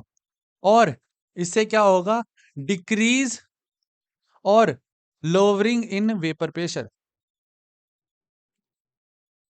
क्या बात है, इसका मतलब भैया ये भी डिक्रीजेज होगा और ये भी डिक्रीजेज होगा, ये दो चीजें याद रखना। ये है अपना एच बी वी आई, ठीक है। ये चीजें आपने देख ली, ठीक है। अब यहां से मैं आपको देखो डायरेक्ट यहां से बाद में रिलेटिंग अपना रिलेटिंग वेपर प्रेशर वाला टॉपिक आता है, बट मैं आपको डायरेक्टली अभी टाइप्स ऑफ सॉल्यूशन जो कि अपने आइडियल और नॉन आइडियल वाले केसेस होते हैं उनके ऊपर लेके जाना चाहता हूँ, बिकॉज मैं नहीं चाहता, बिकॉज कॉलिगेटिव प्रॉपर्टी जो मैं पढ़ाऊंगा तो उसके अंदर आपका रिलेटिव लोअरिंग वेपर प्रेशर का टॉपिक आ जाएगा, ठीक है ना। तो टाइप ऑफ सॉल्यूशन के अंदर आते हैं कि सॉल्यूशन दो टाइप के और होते हैं। कौन कौन से टाइप के होते हैं, दो टाइप के और होते हैं, क्या नाम है उनका, पहला आइडियल सॉल्यूशन, दूसरा नॉन आइडियल सॉल्यूशन। पहला कौन सा, आइडियल सॉल्यूशन, और दूसरा नॉन आइडियल सॉल्यूशन, ठीक है ना। अभी क्या है, मैं बार बार चेक करता हूँ भाई, अभी भी 3 बार मैंने वीडियो शूट कर लिया, बट बीच में ना चीजें एकदम खराब सी हो जाती हैं। तो आइडियल और नॉन आइडियल का लिए मैं आपको बता देता हूँ। आइडियल वो सॉल्यूशन होते हैं जो कि रॉल्ड्स लॉ को फॉलो करते हैं, फॉलो रॉल्ट लॉ। इसका क्या मतलब है भैया? मतलब कि ये पीए यहाँ पे अपना जो रॉल्ट्स लॉ वाली जो स्टेटमेंट है वो यहाँ पे एप्लीकेबल है। ये क्या करते हैं? Don't follow Raoult's law. यहां तक मेरी बात सभी को समझ में आ गई? यहाँ पे जो है ये वाली स्टेटमेंट अप्लाई नहीं करेगी। ठीक है, यहां तक अपने को बात में समझ में आ गई। ये जो अब मैं यहाँ पे डिफरेंशिएट बिटवीन में बता देता हूँ क्योंकि आपके केसेस में ही आएगा। फॉलो रॉल्ट्स लॉ,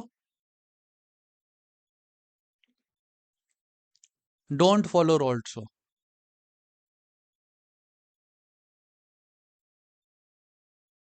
ठीक है, ये दूसरा।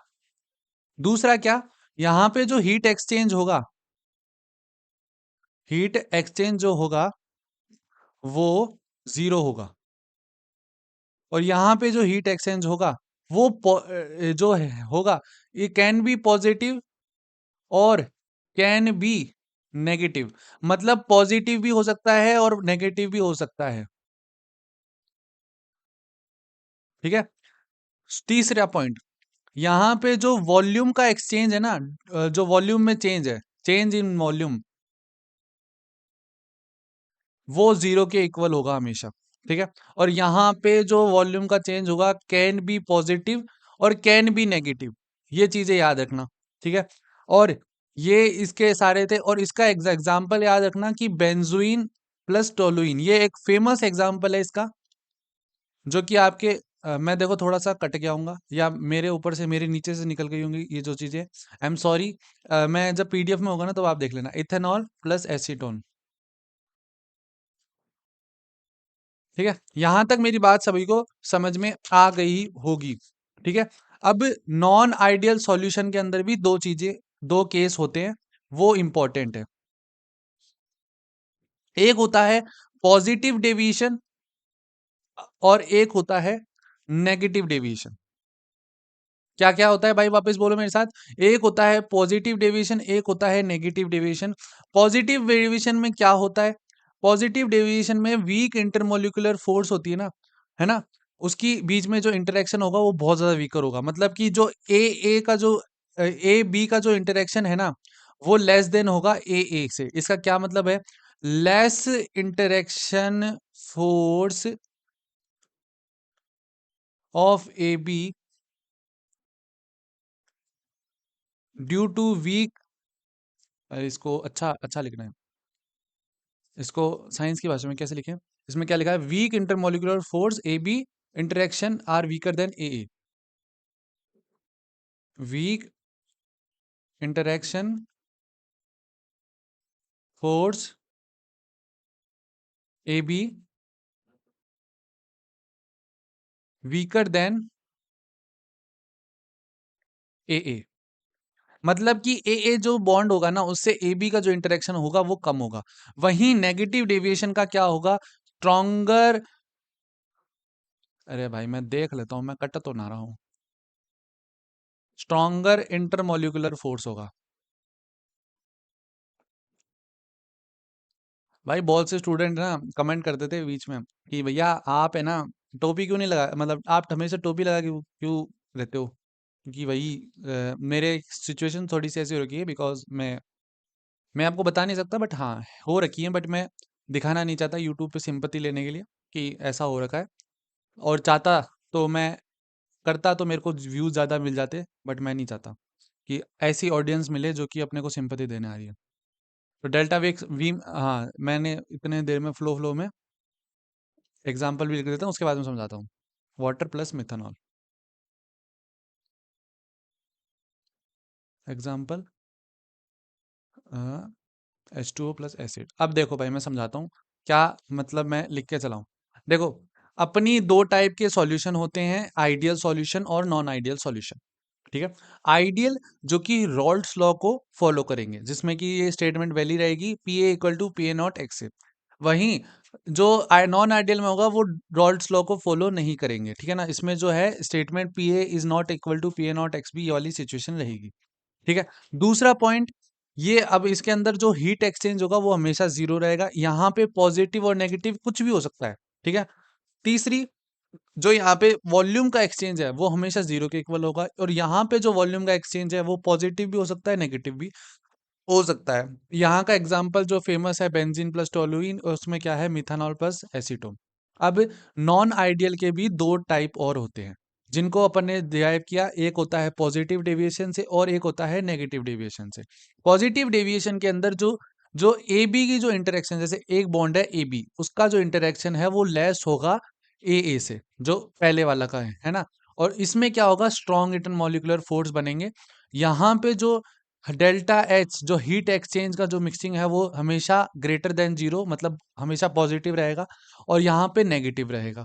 ठीक है। उसके बाद में यहाँ पे जो क्या नाम है, वॉल्यूम का एक्सचेंज है वो हमेशा पॉजिटिव रहेगा, और उधर ही जा लेस देन जीरो जाएगा।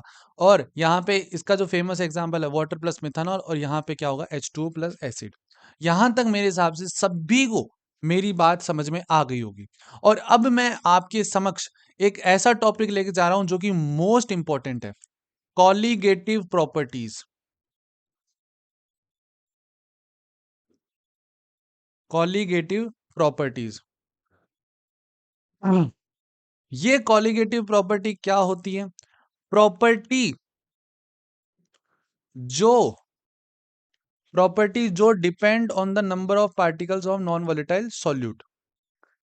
ये वो प्रॉपर्टी होती है जो कि नॉन वोलेटाइल सॉल्यूट के पार्टिकल्स पे डिपेंड करती है। ठीक है ना। प्रॉपर्टी जो कि डिपेंड करती है non volatile number of non volatile solute. ठीक है, पहला पॉइंट।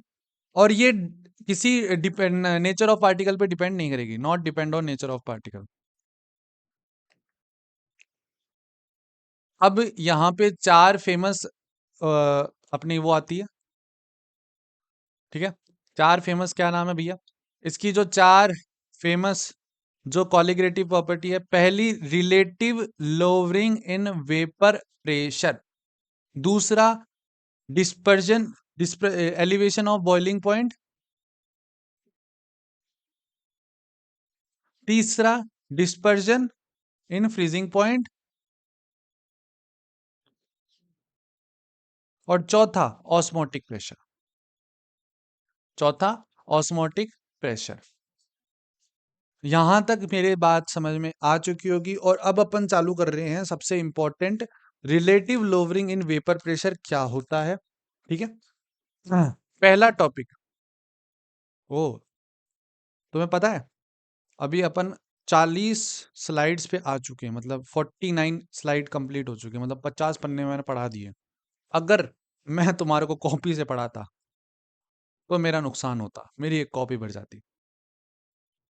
ओके यार, अगर यहाँ तक तुम्हारे को समझ में आ रहा है ना, तो यार प्यारा सा एक तो दिल भेज देना कि भैया मजा आ रहा है। क्योंकि और कैसे भेजो, कैसे समझ में आएगा कि तुमने अभी सुन के बोला है? ऐसे लिखना RLVP दिल दिल, ताकि मुझे पता चले यार कितने स्टूडेंट है। और है ना, ये मत समझना कि मैं बहुत ज्यादा प्रोफेशनल टीचर हूँ, मैं बहुत ज्यादा ही, मतलब मैं अपने आप को बस बेहतर करने के लिए करता रहता हूँ चीजें। और मेरे तो बहुत मतलब आप मुझे बड़े बड़े टीचरों से कभी गलती से भी कंपेयर मत कर देना कि भैया वो तो वैसा पढ़ाते हैं। भाई वो सच में बहुत अच्छा पढ़ाते हैं। मैं बस अपने आप को बेहतर कर रहा हूँ, और जितने मेरे ऑडियंस में से जुड़े हुए हैं जिनको लगता है कि उनके लिए कंटेंट की कमी है, मैं उनके लिए काम कर रहा हूँ बस। ठीक है। तो ये मत समझना कि भैया आप ऐसे अच्छा नहीं पढ़ा रहे। नहीं भाई, कोई बात नहीं, अगर कोई स्टूडेंट ऐसे बोलता भी है ना कि भैया तू बहुत गंदा पढ़ाता है, कोई दिक्कत नहीं, मेरे को अच्छा लगेगा कि हाँ भाई जेन्युइन एक तो फीडबैक दे रहा है मुझे। तो भाई relative lowering in vapour pressure होता क्या है? रिलेटिव लेवरिंग इन वेपर प्रेशर के लिए पहले तो पेन चेंज करें, बहुत दिन हो गया यार। देखो भाई, relative lowering in vapour pressure वो होता है जब अपन नॉन वोलेटाइल सॉल्यूट में अपन लिक्विड अपन ऐड करें। ठीक है ना। अपन नॉन वोलेटाइल सॉल्यूट में लिक्विड जब अपन ऐड करते हैं ना, तो जो लिक्विड में वेपर प्रेशर जो डिक्रीज होता है ना, जो लिक्विड में वेपर प्रेशर डिक्रीज होता है, उससे तो अपन बोलेंगे lowering of vapour pressure. Lowering of vapour pressure. ठीक है ना। और अब जब उसे कंपेयर करते हैं अपन ओरिजिनल वेपर प्रेशर से, तो उससे बोलेंगे relative lowering in vapour pressure. क्या बोला भैया आपने? जब अपन नॉन वोलेटाइल सॉल्यूट में पानी को ऐड किया जाएगा या एडिड टू एन लिक्विड, तब जो लिक्विड में वेपर प्रेशर जो डिक्रीज होगा उसे अपन बोलेंगे लोअरिंग इन वेपर प्रेशर। और उसी चीज को जब अपन कंपेयर करेंगे किसी टोटल या जो अपना ओरिजिनल वेपर प्रेशर है उससे, तो उसे अपन कहेंगे relative lowering in vapour pressure. ठीक है, मेरे साथ फिर से बोलो तीसरी बार कि जब अपन नॉन वोलेटाइल सॉल्यूट में लिक्विड को ऐड करेंगे तो जो अपना लिक्विड में वेपर प्रेशर डिक्रीज होगा उसे अपन बोलेंगे लोअरिंग इन वेपर प्रेशर। और लोअरिंग इन वेपर प्रेशर जो अपना जो अभी जो लिक्विड वेपर प्रेशर आया है उससे अपन जब कंपेयर करेंगे ओरिजिनल वेपर प्रेशर से, तो उसे अपन कहेंगे relative lowering in vapour pressure. लिख लेते हैं भाई साहब कि जब अपन नॉन वोलेटाइल सॉल्यूट, अब ये मत बोल देना नॉन वोलेटाइल सॉल्यूट क्या होता है, वो भी बता देता हूं। शुगर या सॉल्ट को अपन बोलते हैं, अरे यार तुम शायद से तुम्हारे को आता नहीं होगा बट कोई बात नहीं, मैं लिख देता हूँ। लाइक शुगर और सॉल्ट में अपन ऐड करेंगे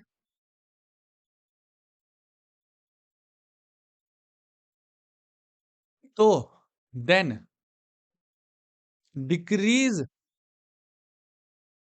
इन वेपर प्रेशर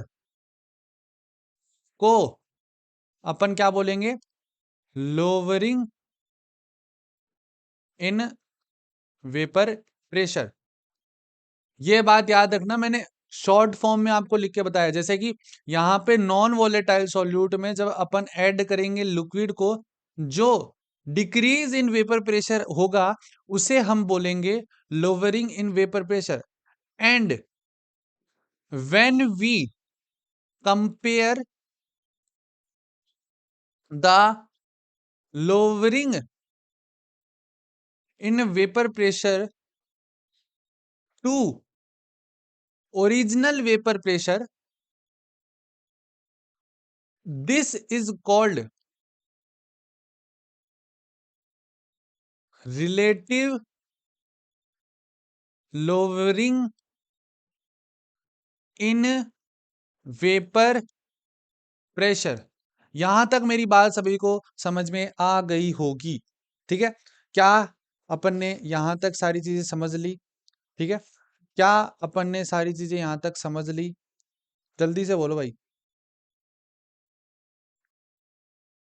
ठीक है, अब भैया इसकी जो फॉर्मूला होता है ना, इसका जो फॉर्मूला होता है ना वो ऐसे डिराइव होता है, जैसे कि अगर मैं बात करूं इसका, देखो पहले तो भाई इंपॉर्टेंट क्या है, इसका P naught minus P S upon P naught equal to X है, इसका जो मेन ये फॉर्मूला होता है, ये याद रखना। बट मैं इसको डेराइव कैसे करवाऊंगा वो भी देख लो। ठीक है, इसको अपन कैसे डिराइव करते हैं ये भी आप देख लेना। जैसे कि एक यहाँ पे कंटेनर है, दो कंटेनर है, ठीक है ना, ठीक है ना, ये यहाँ पे प्योर सॉल्वेंट है का कंटेनर है,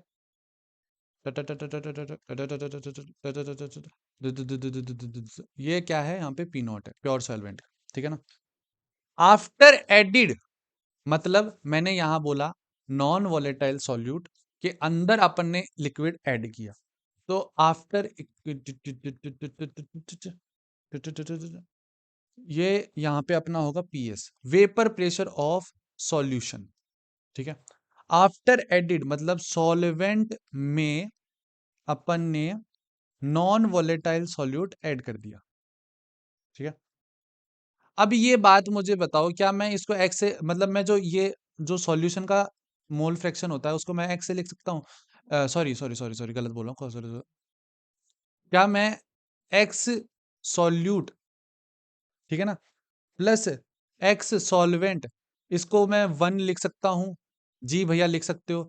तो क्या मैं एक्स सॉल्वेंट को मैं ये लिख सकता हूँ वन माइनस एक्स सॉल्यूट?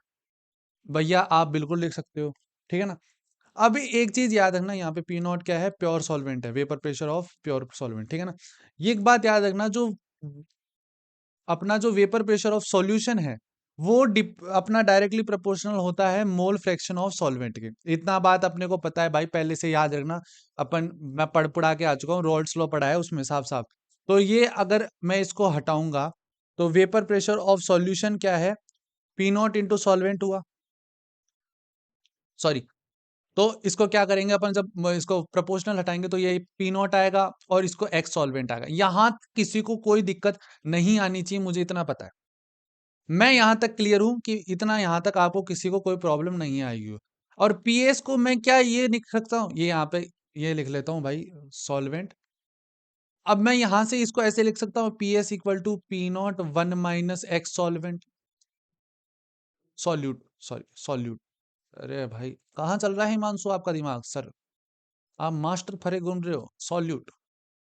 ठीक है, तो ये क्या ऐसे हो सकता है, P naught minus P naught X solute. ठीक है, ये ऐसे लिख सकते हैं, यहां तक किसी को प्रॉब्लम? तो क्या मैं इसको ऐसे लिख सकता हूँ, P S minus P naught equal to minus P naught X solute?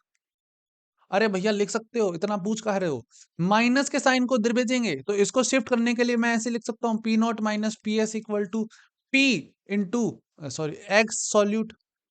अरे हाँ हाँ, इतना लिख सकते हैं।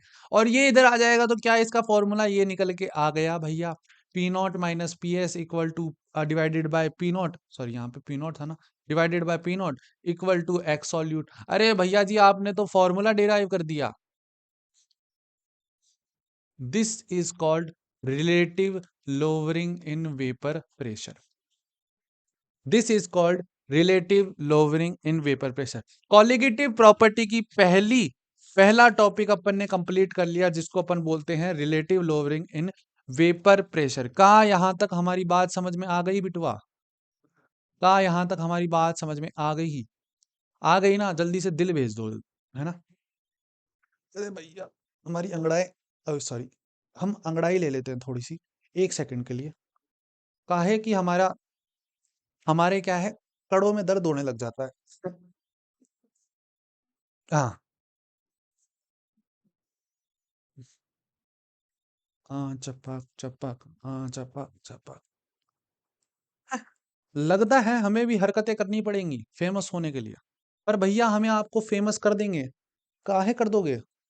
हम तो चाहते हैं हमारे को कम लोग जाने, क्योंकि कम लोगों में व्यवहार अच्छा रहता है। व्यवहार अच्छा रहता है, कहाँ रहता है? तुम्हारे को ऐसा तुम्हारे को ऐसा तो नहीं लग रहा? मैं जब पढ़ाता रहता हूँ ना, मुझे ऐसा लगता है मैं बिहारी स्लैंग में बोलने लग जाता हूँ। मैं बिहारी स्लैंग में नहीं बोलता हूँ, बिहारी बहुत अच्छी लैंग्वेज है, ठीक है ना? बट मैं मेरी पता नहीं अलग से एक लैंग्वेज निकल जाती है, मतलब मैं चाहता हूँ, मेरे को ऐसा पता नहीं क्या होता है भाई, नशे होते हैं मेरे अलग ही। अब यहाँ तक हमने बात कर ली,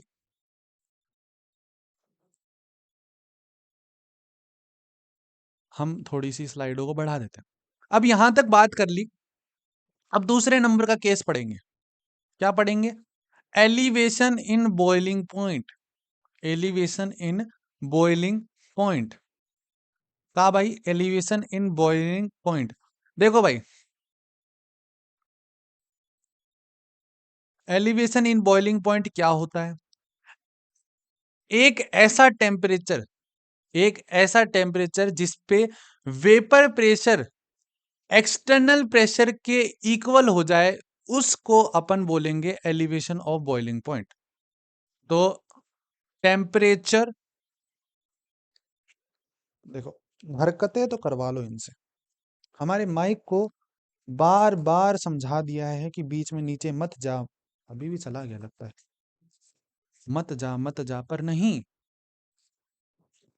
मैं कसम से बता रहा हूं, मैं बेल्डिंग करवा दूंगा कल। Temperature at which its vapour pressure is equal to external pressure. ठीक है, ठीक है। व्हेन अपन, है ना, इसमें एक दो पॉइंट इंपॉर्टेंट है। जब non volatile solute, when volatile solute इसमें डिसॉल्व होते हैं, इज dissolved in this, ठीक है ना, when non volatile solution is dissolved in solvent, तब बॉइलिंग पॉइंट इसका क्या करता है, डिक्रीजेस इंक्रीज कर जाता है। एक चीज मैंने कुछ बीच में मैं खा गया था, हमारे को भूख लग रही थी, हमने आपको ये नहीं बताया कि बॉइलिंग पॉइंट और वेपर प्रेशर में एक रिलेशन है। क्या है कि जब वेपर प्रेशर और क्या होता है, इनवर्सली प्रोपोर्शनल होता है बॉइलिंग पॉइंट के। ये बात याद रखना। काहे भैया आप भूल काहे गए? हम काहे भूल गए हमें नहीं पता, हम काहे भूल गए हमें नहीं पता, ठीक है। ये चीज आपको बता दी भाई साहब, हाँ। अब एक दो टेबल वगैरह हैं भाई साहब, वो देखेंगे हम, ठीक है ना। और एक इसका फॉर्मूला कैसे क्या कुछ होता है, देखो भाई, इसका फॉर्मूला देखो, हरकतें कर लो भाई, क्यों क्यों नौटंकी कर रहा है भाई? सॉरी। तो भाई साहब देखो, यह अपन है ना, अब देखते हैं सबसे इंपॉर्टेंट। तो भाई यहाँ पे कुछ दो तीन टेबल्स आती हैं, वो क्या कहती हैं और उससे क्या पता चलता है अपने को, वो देखते हैं अपन। तो आ जाओ। तो भाई साहब बार बार झांकना पड़ रहा था एनसीईआरटी के अंदर, हमें कॉपी के अंदर एनसीईआरटी लेके बैठे थे। हम सोचे हमारे पास टेक्नोलॉजी है, तो हम टेक्नोलॉजी का इस्तेमाल काहे नहीं कर रहे, काहे हमें अपने आप को ज्यादा समझदार मान रहे थे। तो भाई कुछ चीजें मैं भूल भी गया था, मैं दो तीन ग्राफ्स बताना भी भूल गया था, मैं भी वो यहीं पे अपन देख लेंगे।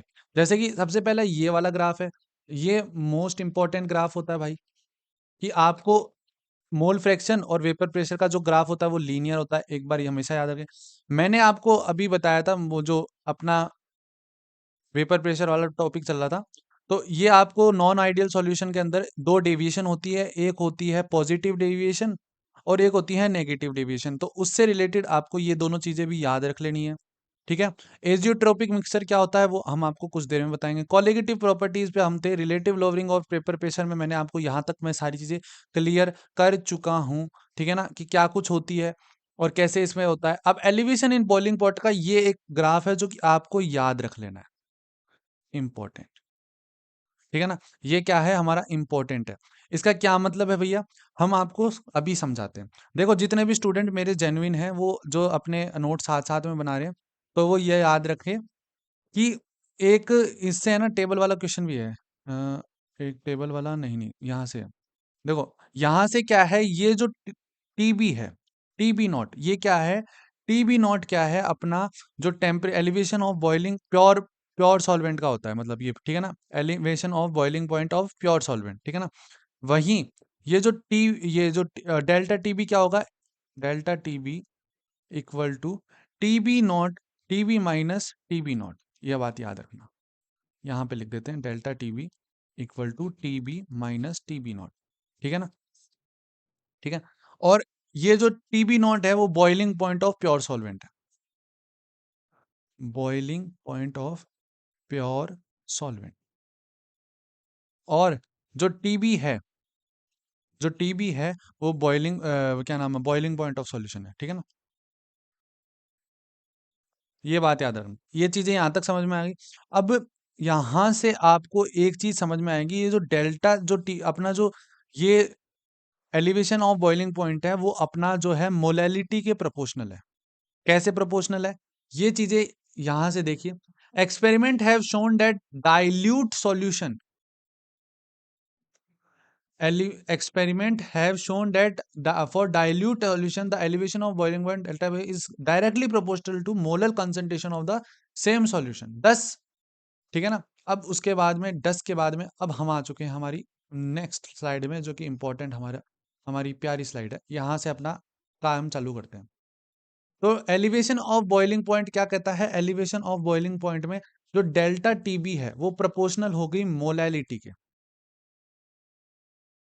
अब ये मत बोल देना भैया मोलैलिटी क्या होती है, थप्पड़ पड़ेंगे, अभी भी पढ़ा के आ रहे हैं, ठीक है। तो डेल्टा टीबी का जब अपन ये प्रोपोर्शनल आएगा, यहाँ पे आ जाएगा के बी, एक कांस्टेंट, जो के बी कहते हैं इसको, एलिवेशन ऑफ बॉइलिंग पॉइंट। के बी क्या होता है, एलिवेशन ऑफ बॉइलिंग पॉइंट, ठीक है। यहां तक बात समझ में आ गई होगी। अब यहां से कुछ एक इंपॉर्टेंट चीजें हैं जो कि आपको याद रख लेनी है। इंपॉर्टेंट क्या है, unit of KB, unit of KB जो कि है के केजी मोल इनवर्स। के क्या है? केल्विन है, भूल मत जाना। और केजी क्या है? आपको भी पता है, यूनिट ऑफ मास। और एक और इंपॉर्टेंट चीज, boiling point of water, KB of water, elevation of boiling point of water, ये आपको रट लेना है कि 0.52 के केजी मोल इनवर्स होता है। ठीक है, यहां से अपने क्या कुछ सीखा? हमने सारी चीजें देख ली कि एलिवेशन ऑफ बॉइलिंग पॉइंट क्या होता है। एक ऐसा एक ऐसा टेम्परेचर जहां पे वेपर प्रेशर और एक्सटर्नल प्रेशर इक्वल हो जाए।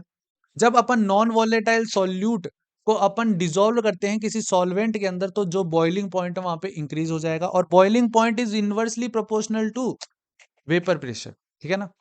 डेल्टा टीबी, और एक अपन ने ये जो एक्सपेरिमेंट देखा था, ठीक है ना, अपन ने जो एक्सपेरिमेंट देखा था अभी, उस एक्सपेरिमेंट से अपन ने देख लिया ये वाला, जिसमें कि अपने को पता चल गया कि एक ये जो डिफरेंस है डायरेक्टली प्रोपोर्शनल है अपने मोलालिटी की, और मोलालिटी क्या है?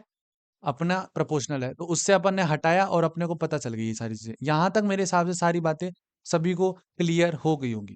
ठीक है, अब अपना जो है नेक्स्ट टॉपिक है depression in freezing point. Depression in freezing point क्या हो है भाई? देखो भाई, क्यों क्यों एक्टिंग कर रहा है भाई? क्यों एक्टिंग करा रहा है भाई? तू ये बता, चाहिए क्या तुम्हें? इनको जब तक मारना ही पड़े ना। आवाज यहां तक क्लियर आ रही होगी ना? हेलो? हाँ, जहां तक आ रही है मेरे हिसाब से आ रही होगी।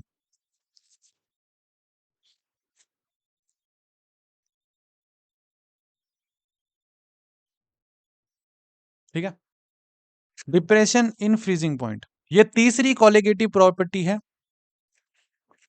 Depression in freezing point.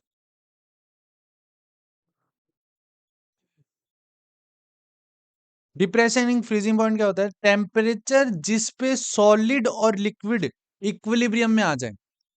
Temperature at which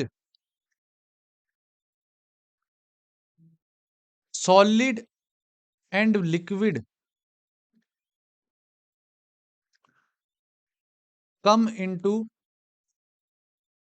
equilibrium state. ठीक है, इक्विलिब्रियम हो जाए मतलब इक्वल हो जाए सॉलिड और लिक्विड। ठीक है ना?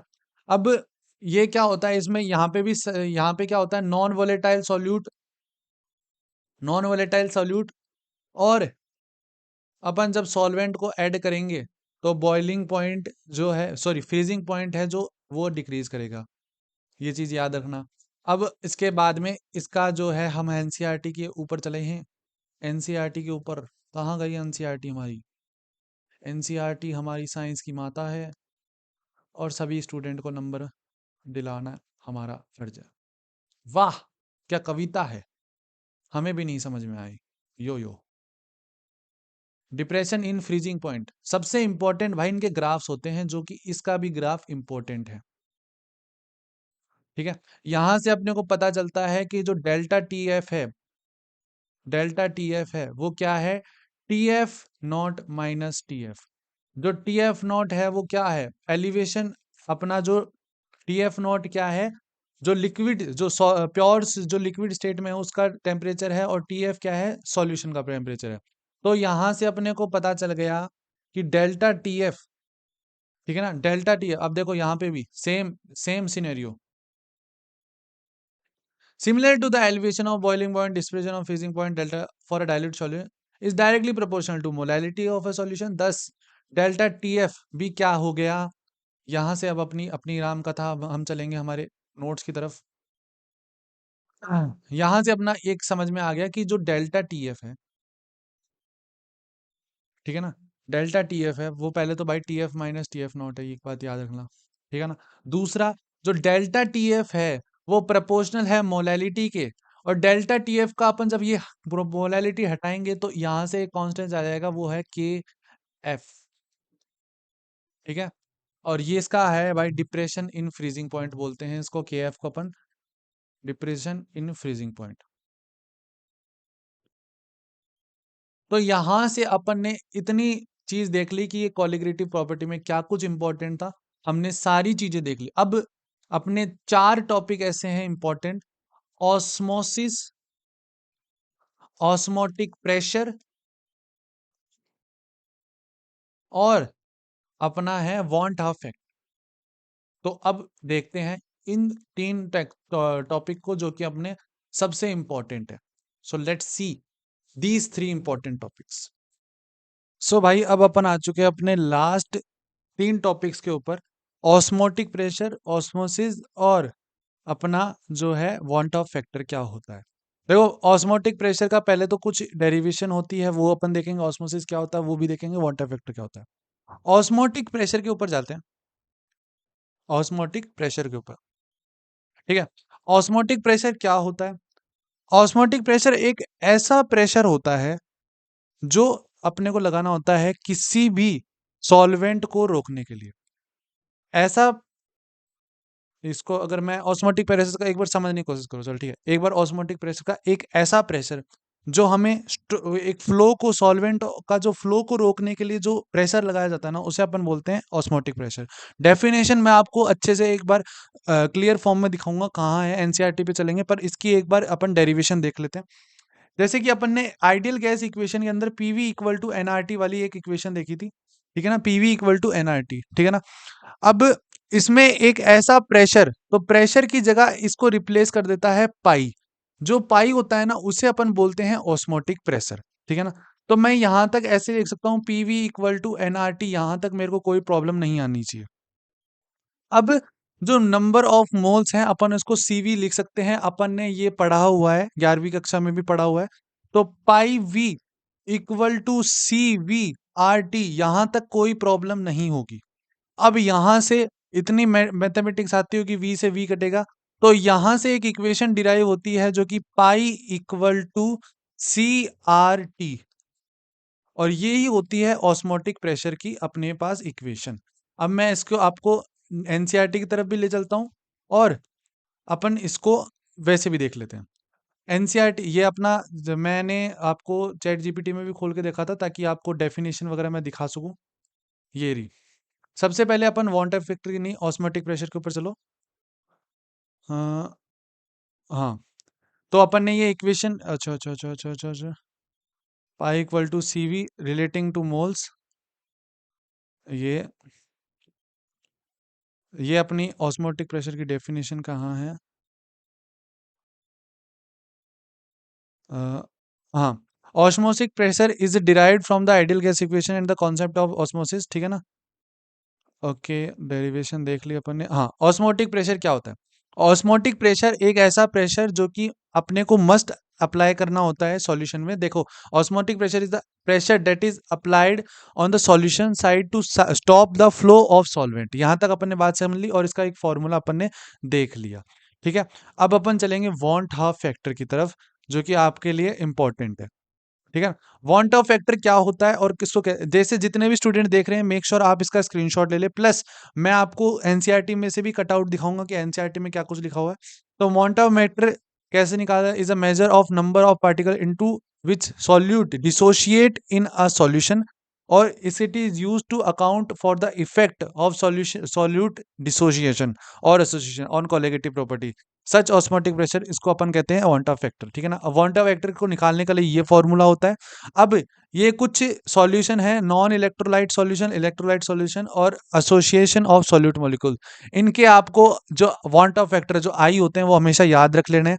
और कैसे होता है ये बात भी याद रखना। वांट ऑफ फैक्टर को निकालने के लिए एक फॉर्मूला होता है जो कि होता है I plus alpha N minus one, where alpha is degree of dissociation, कितनी डिग्री में वो डिसोशिएट हो रहा है।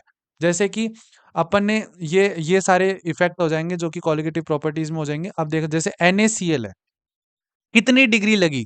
Na plus Cl minus 2 degree लगी। ग्लूकोज कभी डिसोशिएट होता नहीं है, तो इसका अवांटर वेक्टर हमेशा 1 ही रहेगा। NaCl 2 degree. K2SO4 देखो, 2K plus plus SO4 2 minus, इसमें कितनी डिग्री लगी? 3 डिग्री लगी, तो इसका अवांटर फैक्टर कितना लगेगा? 3, ठीक है ना। तो ये आपको याद रख लेना है। प्लस ये जो इफेक्ट ऑफ कोलिगेटिव प्रॉपर्टीज है वो भी आप देख लेना। अब अपन चलते हैं मोस्ट इंपॉर्टेंट जो है अपनी एनसीईआरटी की लाइंस, जिससे आपको और भी चीज़ें ज़्यादा क्लियर हो जाएँ। उससे एनसीईआरटी की लाइन्स, ठीक है? एनसीईआरटी की तरफ चलते हैं अपन। आ चुके हैं अपन एनसीईआरटी पे, ठीक है? अरे आ जाना। हुँ।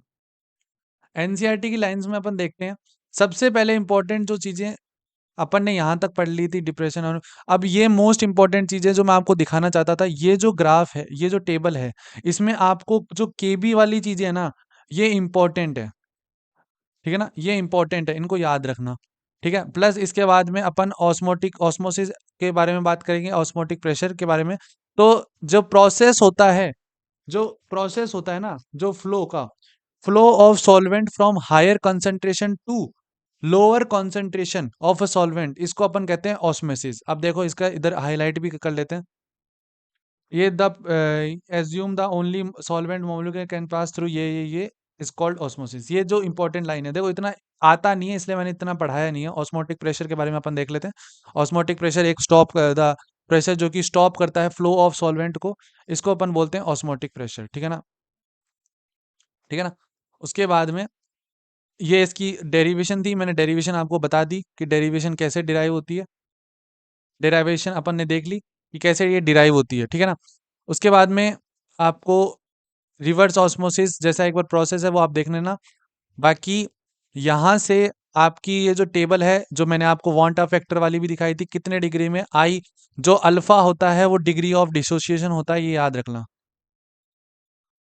ठीक है ना? डिग्री ऑफ डिसोसिएशन क्या होता है वो याद रख लेना। प्लस इसके बाद में ये सारी चीजें आपने देख ली और अब यहां से अपना जो चैप्टर है वो होता है दी एंड। दी एंड होता है। सो अपना यहाँ पे जो चैप्टर है वो द एंड हो जाता है भाई, ठीक है? खुशी मनाओ अब। सो हाँ जी, आई होप आपको मेरा वीडियो पूरा अच्छा लगा होगा। इस वन शॉट लेक्चर में मैंने सारी चीज़ें कोशिश करी कि आपको सारी चीज़ें डिटेल में बता दे। हर चीज़ पे गौर किया है, सारे पॉइंट्स को कवर किया है। हाँ, थोड़ी सी चीज़ों में शायद से मेरी कमी लगी होगी मेरे एंड से, बट ऐसा नहीं है कि हमने एफर्ट नहीं मारे, पूरी तरीके से हमारे। अब इस लेक्चर के शूट के दौरान भी मुझे बहुत सी चीज़ें पता चली कि जैसे कि हम अगर कभी चीज़ की कोशिश कर रहे होते हैं ना, तो अपने को जान लगा देना तो कुछ भी हो सकता है। कभी एक पॉइंट में मुझे लग रहा था यार, रिवीजन सीरीज़ को अगर मैं लॉन्च कर देता हूँ तो मैं शायद चीज़ें कंप्लीट कर पाऊँ या ना कर पाऊँ। बिकॉज मैं नहीं चाहता, मैं एक बीटेक ईयर का स्टूडेंट हूँ और मैं नहीं चाहता कि मैं किसी को उम्मीद दे के गलत करूँ। पर मैंने फिर देखा कि बहुत से स्टूडेंट मेरे से उम्मीद लगाए, उन्होंने सच में मेरे से जेन्युइन, उन्होंने मेरे से चीज़ें मांगी, बोले भैया प्लीज़ हमें प्रोवाइड करो। तो मैंने उनको देखते हुए ये काम किए। और जब आप किसी चीज़ पे लग जाते हो, आप वो चीज़ कर सकते हो। ये चीज़ मैंने देखी है और सीखी है। सो मैं अपनी तरफ से पूरी जान लगाऊंगा कि आपको सारी चीज़ें मिले, टाइम पे मिले, और इस जनवरी फरवरी के अंदर हम इतना तगड़ा कंटेंट दें और आप हमारे से इतने प्यार से जुड़ें ताकि आपको सारी चीज़ें मिलें, ठीक है?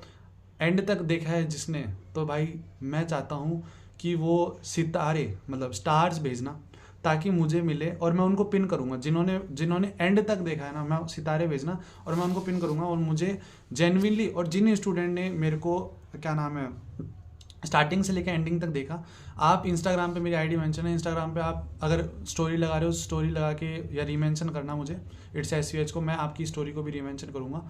और ज़रूर भेजना मुझे कि भैया हमने एंड तक देखा है, और मुझे बहुत खुशी होगी अगर आप ऐसा करोगे। सो इससे और मोटिवेट मिलेगा और ज़्यादा काम करेंगे। ठीक है guys, take care, tata bye bye और ध्यान रखना।